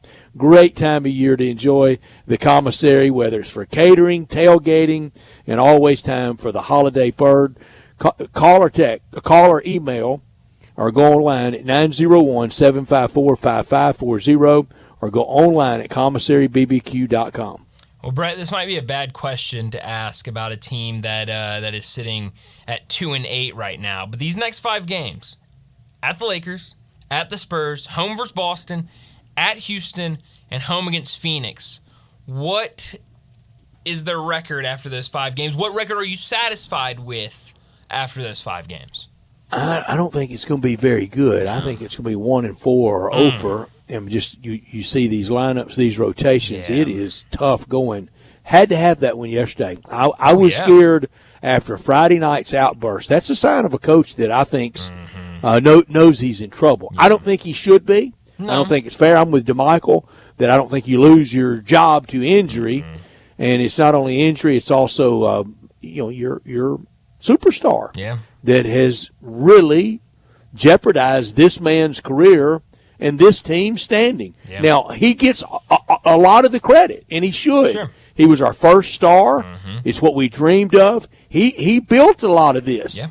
But his role in tearing it down is there. I mean, I don't think he can be absolved. And it's not like he's off this 25 games dealing with an off the court matter that's a family matter or something else. This was so very preventable and was laid out to him by the commissioner himself in clear, unadulterated style, and he still violated it, and now has caused all this. He built it up. He spoiled us. He did, and now he has played a major role in this 2-8, and a lot of people may be in jeopardy of losing jobs. Yeah, well, and that's a good point by you, Brett, because this wasn't a first offense. So he's got to do better next time. This was the second injury. One. This was after they said, okay, you did that. We're going to give you a 8-game suspension. Don't ever let that happen again. And then it happened again, and now they say, okay, well, what are we supposed to do? We've got to give you a 25-game suspension. We can't let this slide again. So, I mean, you're right. It was, his own doing, and I think he deserves part of the blame for this. And let's wait and see what this team looks like when they're at full health, because we've seen this team be very, very good under Taylor Jenkins at full health. I don't think all of this should fall on his shoulders. There's a big group out there of don't go after Ja. Don't criticize Ja at all. He's been through enough. He has been through a lot. He put himself through every bit of it. Sure. We're not talking a 19-year-old rookie anymore either. Right. Yeah. No, I mean, it's definitely, I think you have to put some of the blame on him. And with him, won one playoff series. That's right. And hopefully, he's learned from this, and when he gets back on the court, there isn't any off-the-court issues following him after that. But I guess we'll just there can't be another one. No, absolutely not. If it's anything to do with a firearm, he's done. Absolutely. So, I mean, hopefully there isn't. But, I mean, we were saying that after the first time, and look where we are now. And still did it. Yeah, so we'll just have to wait and see. But we're about to get to a break. But before we do that, I've got to tell you about our friends over at Hewlett & Dunn. They sponsor us every single afternoon during the 5 o'clock hour on the Historic Square in Collierville. They've been there since 1961. Charles Hall, he started working there in his teens, and now with his wife Laura, they own the place known for all the boots, but also clothing, accessories, and a cap for any team in any season. They've got the Western wear and the work boots, safety toe, soft toe, even rubber boots for every occasion at Hewlett & Dunn. And from head to toe, they have you covered with every brand imaginable, like Ariat, Dan Post, Anderson Bean, whether for men or women. And they've got jeans, pants, shirts, shorts, outerwear, everything, all types, sorts of clothing for men and women, and the best duck head collection you'll find. Charles and Laura Hall invite you to 111 North Center Street on the square in Collierville, or to their website, hewlettdunn.com. They've also got you covered for accessories like hats, sunglasses, boot care products in every area, team snapback, or cool hat you can think of for the Tigers, Mississippi State, UT, Ole Miss, or the Razorbacks. And for travel, their bag selection is top-notch. Go online to hewlettdunn.com, but please head out to Collierville. It's starting to become that Christmas season. They get the lights out there on the Collierville Town Square. It looks real nice out there. So head out to Collierville, give them a visit, and say hello at 111 North Center Street on the square in Collierville at Hewlett & Dunn. Well, let's go ahead and get to a break. When we come back, we got to talk some NFL football. It'll be time for our Ruth's Chris Monday Night Football pick and preview. That's next on Sportstime. Add a little fun to your lunch break. Join Johnny Radio for Sports 56 Happy Hour from 11 to 1 every weekday on Sports 56 and 98.5 FM. Simple, smooth, and every sip as easy as the last. Tito's handmade vodka tastes just as good with tap water as it does with your favorite mixer. Back in the day, Tito distilled, hand-bottled, taste-tested, sent to a few friends, then taste-tested again to give you the finest juice around. No frills, no flavors, no fancy labels, just the good stuff. Just Tito's. For recipes, videos, and more, visit Tito'sVodka.com. Distilled and bottled in Austin, Texas, 40% alcohol by volume, namely 80 proof, crafted to be savored responsibly. Hi, this is Troy Fiveash, owner of Fiveash Roof Services. If you need a new roof for your home or business, we hope to hear from you and will work hard to earn your business. We are experts and certified in residential and commercial roofing, siding, and gutter installation. I have been serving the Memphis area for over 20 years, and now with two of my sons working with me, we plan to be here for years to come. So if you need a roof, please give us a call. On a personal note, what a great time it is to be a Memphis sports fan. With the Grizzlies and the Redbirds and 901 FC, not to mention Tigers football and basketball, it's going to be a fun year. Thanks to Coach Silverfield and Coach Hardaway and their staffs for their dedication to the student and athletes, the University of Memphis, the City of Memphis, and us fans. Five Ash Roof Services, a proud partner of the Memphis Tigers and the official roofer of the Tigers home team. Five Ash Roofing, fair, honest, and ethical. 367-0050 or memphisroofer.com. 367-0050 or memphisroofer.com. Five Ash Roofing, it's what we do. We're here for you. Welcome to the Rendezvous. This is John Vergas. When my dad started the Rendezvous in 1948, I don't think anyone could have imagined we'd still be serving shoulder, cheese plates, and our world-famous dry rub ribs 75 years later. But we are still here in the basement, in an alley in downtown Memphis. We sincerely thank you for making the Rendezvous what it is today. Charlie Vergas Rendezvous. Be sure to schedule your delivery for the next game at hogsfly.com or come visit us in the alley. Hi, this is Lauren Choate with Choate's Air Conditioning, Heating, and Plumbing. Fall is in the air, and so are Choate's Early Bird Specials. Right now, receive $1,000 off the purchase of a new Carrier gas furnace. Carrier furnaces come with some of the best warranties in the industry, and Choate's has been professionally installing them for over 60 years. As a Carrier factory authorized dealer, Choate's also offers competitive financing solutions for you and your family. If your heating system is in good shape, make sure you take advantage of Choate's Early Bird Tune-Up Special for $60. This tune-up is an in-depth 20-point inspection to make sure your furnace is ready for the winter season ahead. So call 347-8086 to schedule your Early Bird Special today. And turn to the experts with Choate's and let our family serve your family. It's the Black Friday sales event on now at Gossett Chrysler Jeep Dodge Ram Fiat on the Pike. At Gossett's got no payments for 90 days. So keep your holiday money in your pocket and get to Gossett today. 2023 Jeep Renegade $5,000 off or buy it for $25,040. 2023 Grand Wagoneer Series 111 $10,000 off. And 2023 Jeep Gladiator we Gossett at $12,000 off MSRP. It's your time to buy during the Black Friday sales event at Gossett Chrysler Jeep Dodge Ram Fiat on the Pike. So drive past the rest and come to the best at Gossett on the Pike or shop online at GossettMotorCars.net. If you want it, we got it at Gossett Motor Cars. Renegade Triple P 57091 MSRP 30,040. Wagoneer PS 508 331 MSRP 112,285. Gladiator PL 509 834 MSRP 68,815. Financing and deferred monthly to well qualified buyers through Chrysler Capital or Stellantis Financial Services. Take retail delivery by 11/30/23. Includes all rebates and incentives. $695 PF. Excludes tax, title, and license. See dealer for complete details. Offer valid through end of the month with approved credit. Dealer stock only. Sports 56 traffic. Some police activity over here's got traffic slow on 240 East right at Sam Cooper. Now it's just crawling on 240 East up by Poplar, trying to get past Walnut Grove. Again on 240 East over here at Sam Cooper on the scene.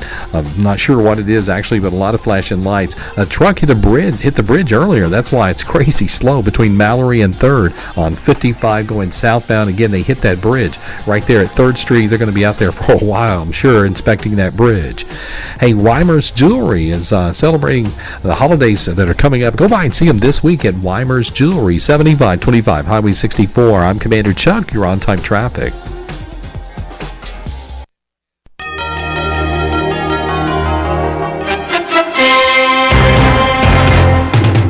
Hello again, everyone. I'm Howard Cosell. Welcome aboard.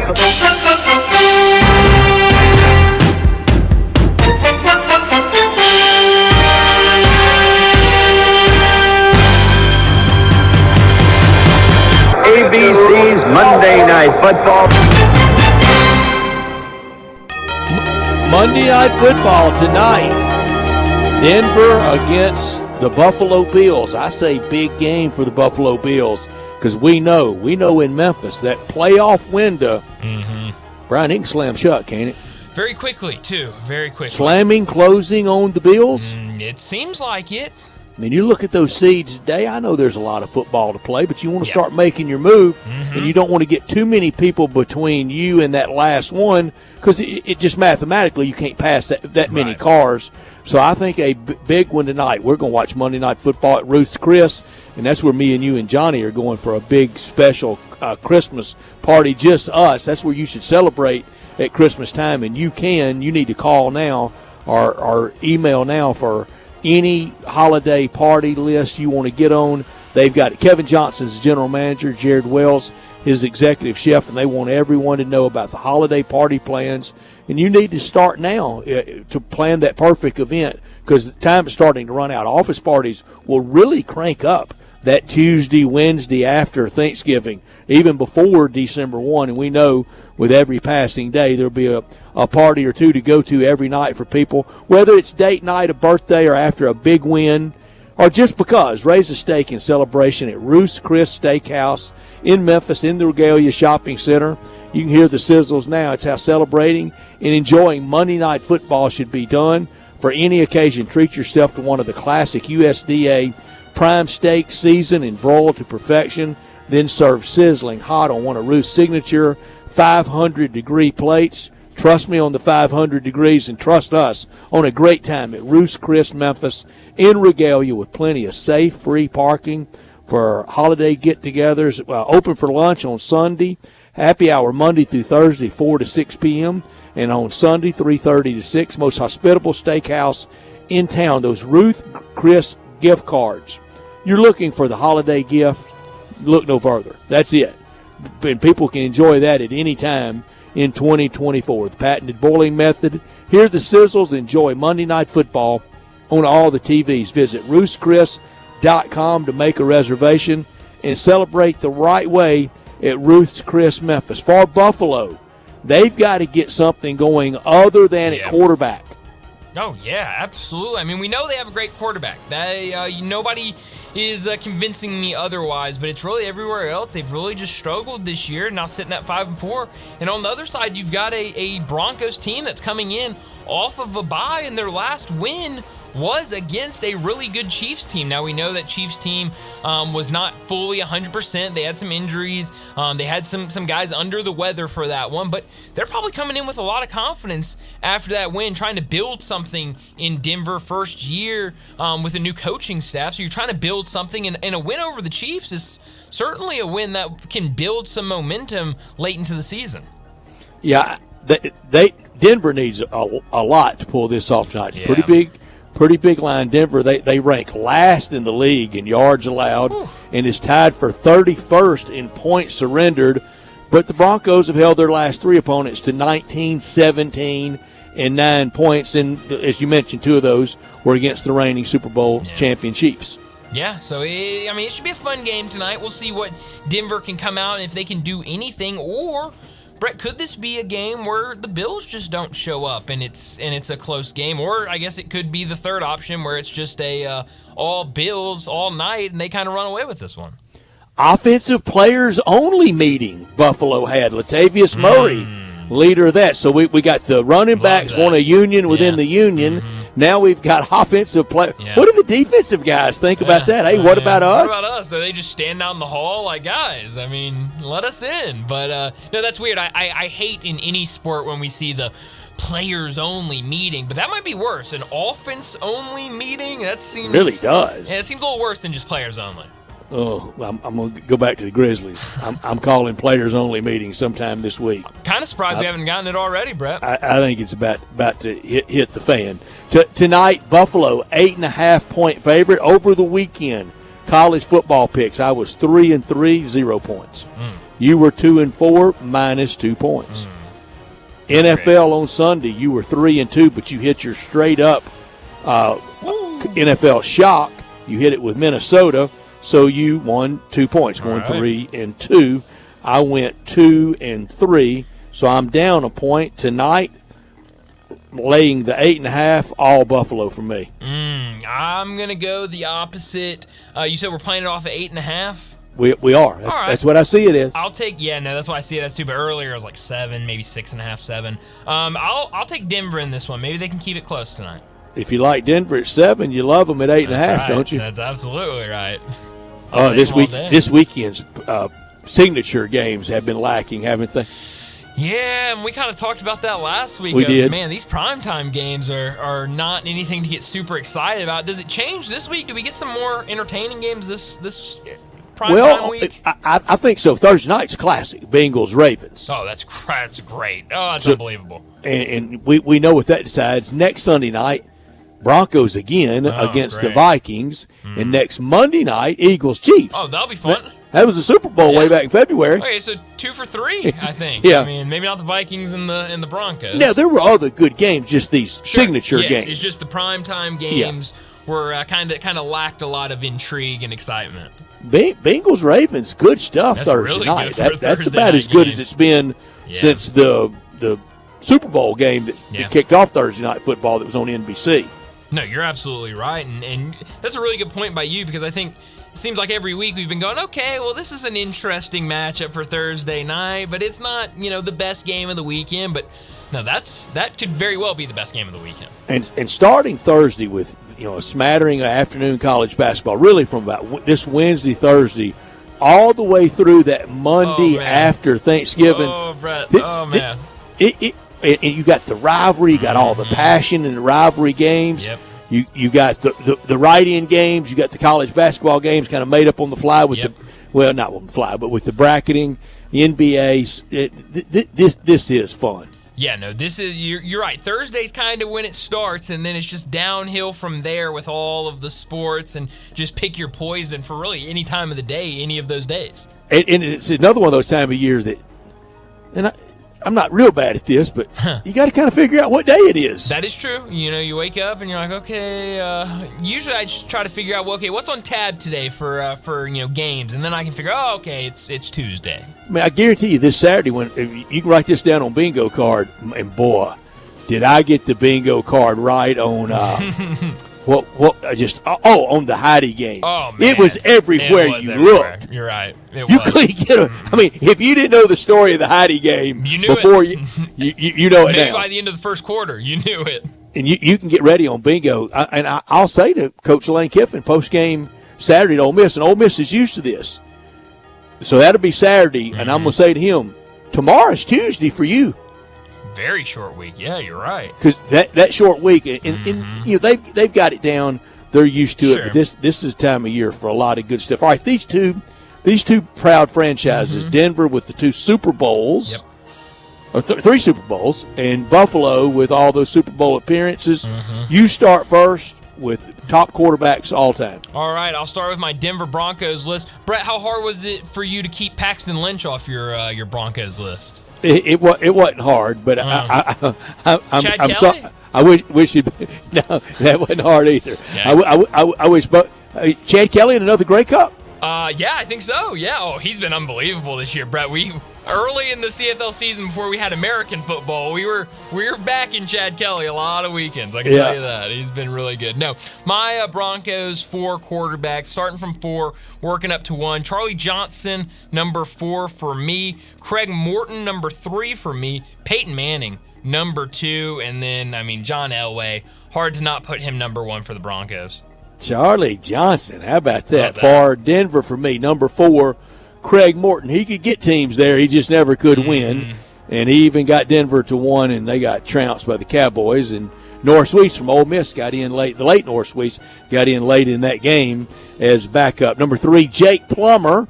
You could say his best years maybe with the Cardinals, but also pretty good with Denver. I think Charlie Johnson had some Cardinal years too. I know some Houston Oilers years in there. Hit the Google for me. Number 2 is Peyton Manning, what he did in a short sprint with the Broncos, including Super Bowl 50. But he was even better than that. Was not his great year, but he did get him a Super Bowl number 1, Mr. Bronco, John Elway. Charlie Johnson looks like St. Louis Cardinals, Houston Oilers, and Denver Broncos. That's it. Yeah. I had a football card. Number 12. Wow. I don't even have to look. Yeah, it was. Had a football number 12. How about that? And when DeMichael and Jason Munns were kind of introducing me to Immaculate Grid, I had him on 1, and it was like 0.002 percentile. I believe it. Hey, don't get you started with immaculate grid again, because you're incredible with that. For the Bills, number 4 for me, Ryan Fitzmagic comes in at number 4 for me for the Bills. Joe Ferguson. Fitzmagic at number 4. Joe name Ferguson. all his teams. No, we can't. We'd be here all day, of them. Brett. Just name them all. Yeah, just name all 31 teams. Number 3, Joe Ferguson. Number 2, Josh Allen. I'm putting him at number 2, Brett. Really? I thought you might have Doug Flutie somewhere on the Bills list. No. Unfortunately, I do not. Josh Allen coming in number 2, and then we know who's number 1. Yeah. Jim Kelly. It's Uncle Jim. Yeah. Chad Kelly's Uncle Jim, and it was fun those years that Jim Kelly was around the Ole Miss program. A lot of fun to meet and talk to him and one of his teammates, the late Kent Hall, his center, who was from Greenwood, Mississippi, I think, and played at Mississippi State, and made a lot of friends with a lot of people in Mississippi coming down long before Chad Kelly ever decided to play at Ole Miss, coming for charity golf tournaments for Kent Hall. Number 4 for me with the Buffalo Bills, the gentleman from Western New York, from Buffalo, Congressman Jack Kemp. Number 3, Joe Ferguson from Woodlawn High School in Shreveport, Louisiana, and the Razorbacks, and I'm telling you, one more cannon for arm. Number 2, Josh Allen. He's got a cannon for arm, and I'm with you on number 1. Number 12, Jim Kelly. How many teams did we say means you played for everybody? I say, Rob and I agreed on NBA, anything around 7 or 8. I'm going to say Fitzmagic, 10 teams. Let's see, 9 of the 32 NFL teams Ryan Fitzpatrick has played for. But it's hard to kind of read on here on his Pro Football Reference, because he was with the St. Louis Rams but changed numbers from 12 to 11. Then he was with the Buffalo Bills 2 separate times, but they're back-to-back. Then with the Titans, the Texans, the Jets, the Buccaneers, the Dolphins, and then finally with the Washington football team when they were I don't remember the Buccaneers at all. No, I don't either. When was the Buccaneers? 2017 to 2018. That you could have told me any years. Yeah, I vaguely maybe remember that. Is this my opening to make my case for Doug Flutie in the Pro Football Hall of Fame? Sure, please. Because it is the Pro Football Hall of Fame, not the NFL Hall of Fame. You factor in what he did with a couple of different teams, Patriots, Bears, Bills, I think that's it in the NFL, and then what he did in the Canadian Football League. I really do. I think he should be in. That's a pretty good case. You're right. It's pro football, and it's not the NFL Hall of Fame. And that's not him winning the Heisman, because that's not pro. Sure. But pro is, and I think Herschel Walker should be in for what he did USFL and NFL. Absolutely. No, those are 2 really, really good cases. Okay, well, that's our Ruth's Chris Monday Night Football pick and preview, and our big 4 quarterbacks for both the Broncos and the Bills. Let's go ahead and get to our final break of the day. When we come back, we'll wrap up today's show with Taco Bell Crunch Time. Join the voice of the Tigers, Dave Woloshin, for Wolo and Friends. Weekday mornings from 10 to 11 here on Sports 56 and 98.5 FM.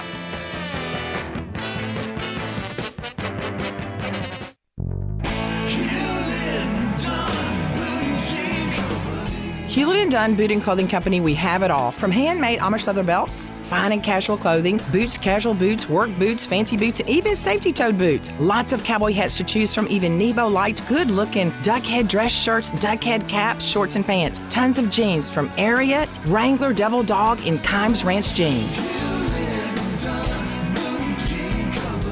At Hewlett & Dunn, we have a great selection of Old South t-shirts and caps. Fine clothing from dress to casual to Sunday best. Enjoy choosing from UFO's orthopedic-approved shoes. Hewlett & Dunn Boot and Clothing Company. Boots of every size, every color, every skin. Great quality Western, work, and safety toe boots. Hewlett & Dunn Boots and Clothing Company. 111 North Center Street, Collierville. Hewlett & Dunn. Hewlett & Dunn, serving you and your family since 1961.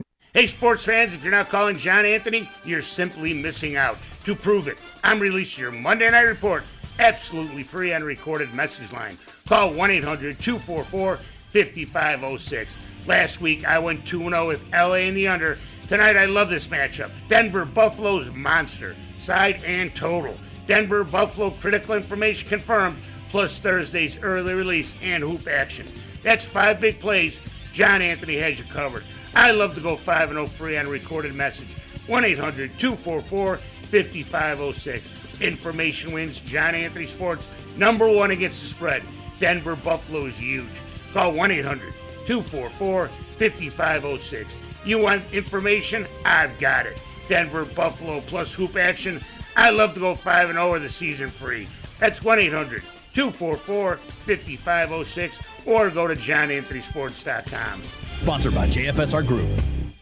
Roofs, roofs, and more roofs. Chris Price here with Metro Builders. Is your roof leaking? Do you have mold stains on the ceiling of your home or business? Is your carrier denying your claim or offering a repair simply because they don't have enough documentation? You need a contractor that performs work for insurance claims for policyholders each and every day, and Metro Builders is here to assist. Call Metro Builders. At Metro Builders, we provide free estimates, consultation, and claim repairs. Metro Builders' process of arriving, inspecting, diagnosing problems, and estimating is second to none, commercial and residential.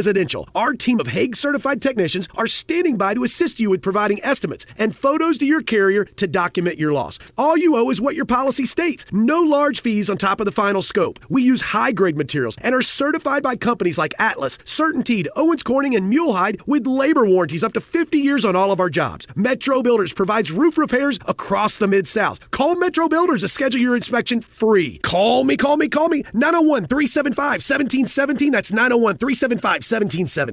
If you've tried to buy a Rolex watch lately, you know how difficult it is. New models are in rare supply. Some jewelers put you on wait lists. Others make you buy their other jewelry at inflated prices just to be considered for a Rolex purchase. Well, that's all changed now that Genesis Diamonds has arrived. Genesis Diamonds is the premier dealer of luxury pre-owned Rolex timepieces. People who come in are shocked to see Daytonas, Hulks, Submariners, Pepsis, Datejusts, all the hard-to-find Rolex watches ready to wear today. At Genesis, we've used our worldwide connections to find only the first luxury pre-owned Rolexes, immaculate, pristine watches, fairly priced with no strings attached, and with flexible financing options. So enough with the wait list and the retail jeweler games. Get the Rolex of your dreams today at Genesis Diamonds. And if you already have a Rolex and are interested in trading up, we also have Rolex buyers on site every day. Just another example of how we're forever changing the jewelry landscape here. Genesis Diamonds, official jeweler of the Tennessee Titans at Poplar and Perkins Extended.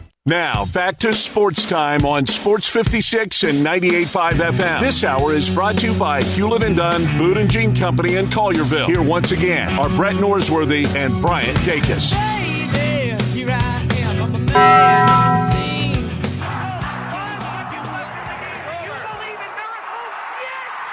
Go crazy, folks! Go crazy! This is Geraldo. It is crunch time. You are looking live. In your life have you seen anything like that? Goodbye! Hello, Haskins. It's obviously crunch time. Hammer, nail, coffin. This baby is over. The double steak grilled cheese burrito, so good. Double the steak with nacho cheese sauce, seasoned rice, red strips, sour cream, and the 3-cheese blend wrapped inside a warm flour tortilla, with even more 3-cheese blend grilled on the top. The double steak grilled cheese burrito, it hits the spot now at Taco Bell. And at Taco Bell, when they say they are feeding people's lives with unexpected good, they mean it.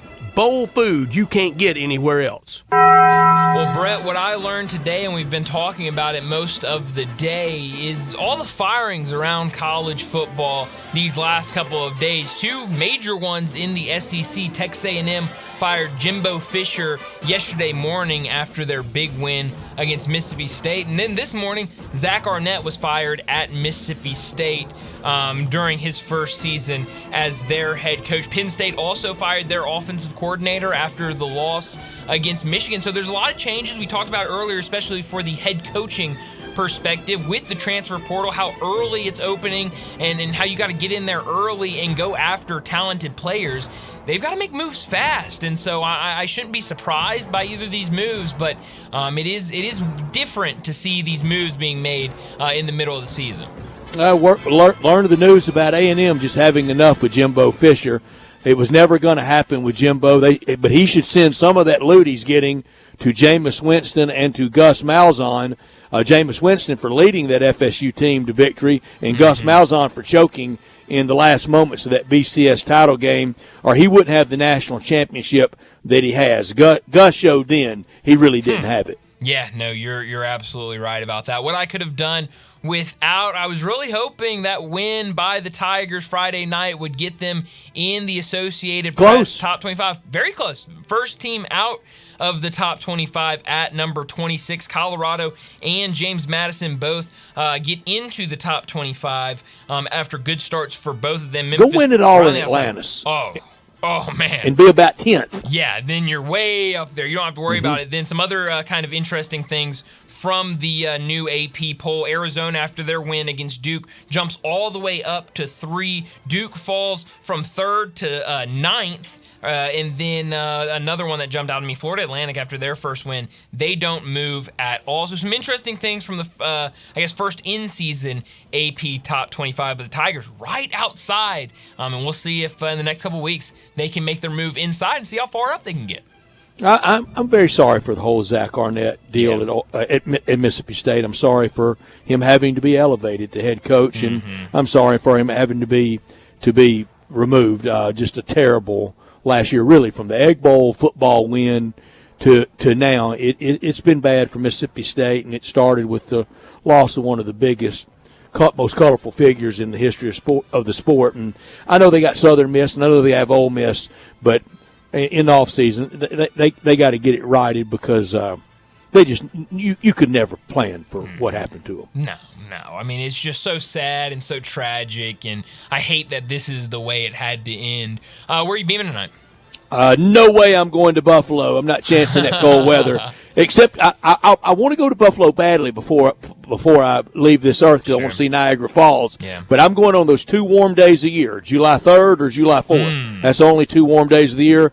So instead, send me. I thought DeMichael was going to talk about it, covering it when he used to be up at Philly. Send me to the Palestra, to the Big 5 Classic, Villanova and Penn. That's college basketball. Brett, I'm speechless. Beam me to the Cathedral of College Let's Basketball, go. the Palestra, Villanova, and Beaming Machine's got more than 2 seats. Brett, I am shocked that is what you picked. I'm happy, I'm thrilled, but I am shocked. Brian, going to a Big 5 game may be my number 1 on college basketball only bucket list. It should be. I would rather do that than Cameron Indoor or Fog Alley. I mean, I probably would too. I mean, it's the Palestra. It's unbelievable. It is. We'll watch, see if the Bills can get it right. They're on the outside looking in right now, 9th in AFC standings, window slamming shut with a loss.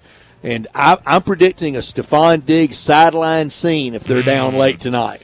Yeah, I could see that happening. I wouldn't be surprised, but it's kind of getting used to seeing him on the sidelines complaining. Celtic Knicks on the parquet tonight, and while we're at it, burn all the uniforms and all the courts from the in-season tournament games. Just pure hideous. Yeah, I'm not a fan of the courts at all. We talked about that a little bit on Friday. Not a fan at all. But it should be a fun night. A lot of college basketball, some NBA, obviously the NFL game tonight that you can hear right here on Sports 56 at 7 o'clock right after Rebel Yell. But that's all the time we have for Brett. I'm Bryant. For Johnny as well. We'll talk to you again tomorrow afternoon at 3 o'clock.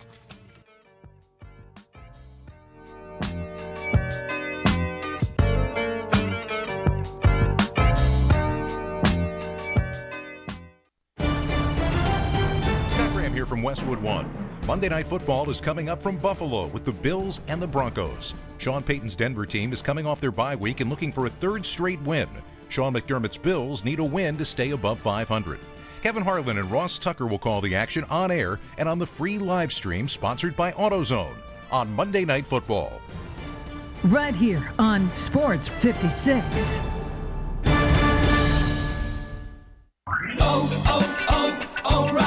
See better and drive safer with new bulbs from O'Reilly Auto Parts. Get a better view of the road and save. Receive a $15 O'Reilly gift card after rebate plus 2 times old rewards points with the purchase of Sylvania Silver Star Ultra or select ZXE Twin Pack bulbs. Replace your old bulbs and see better. Stop by O'Reilly Auto Parts or O'ReillyAuto.com.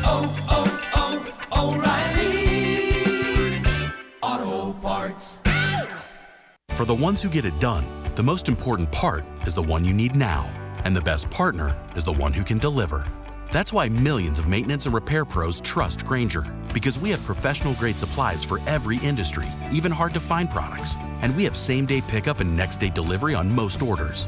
But most importantly, we have an unwavering commitment to help keep you up and running. Call, click Grainger.com, or just stop by. Grainger, for the ones who get it done.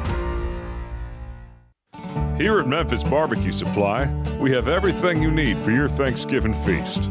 If you're smoking, deep frying, or putting that turkey in the oven, we got over 20 different turkey injections and brines to keep your meat juicy and moist, with brine bags and buckets, and 308 different rubs and sauces to choose from. If you're in need of fuel, Memphis Barbecue Supply carries 9 different types of wood chip, chunk, mini logs, and logs of wood, and over 4 tons of wood pellets in stock. And don't worry, we also carry thermometers, injectors, and all other sorts of gadgets that you might need to simplify your cook. And for any questions that you might have, our knowledgeable staff is always eager to help.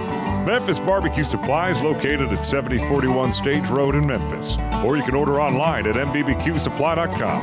Follow us on all the social media platforms for recipes, new products, and barbecue news.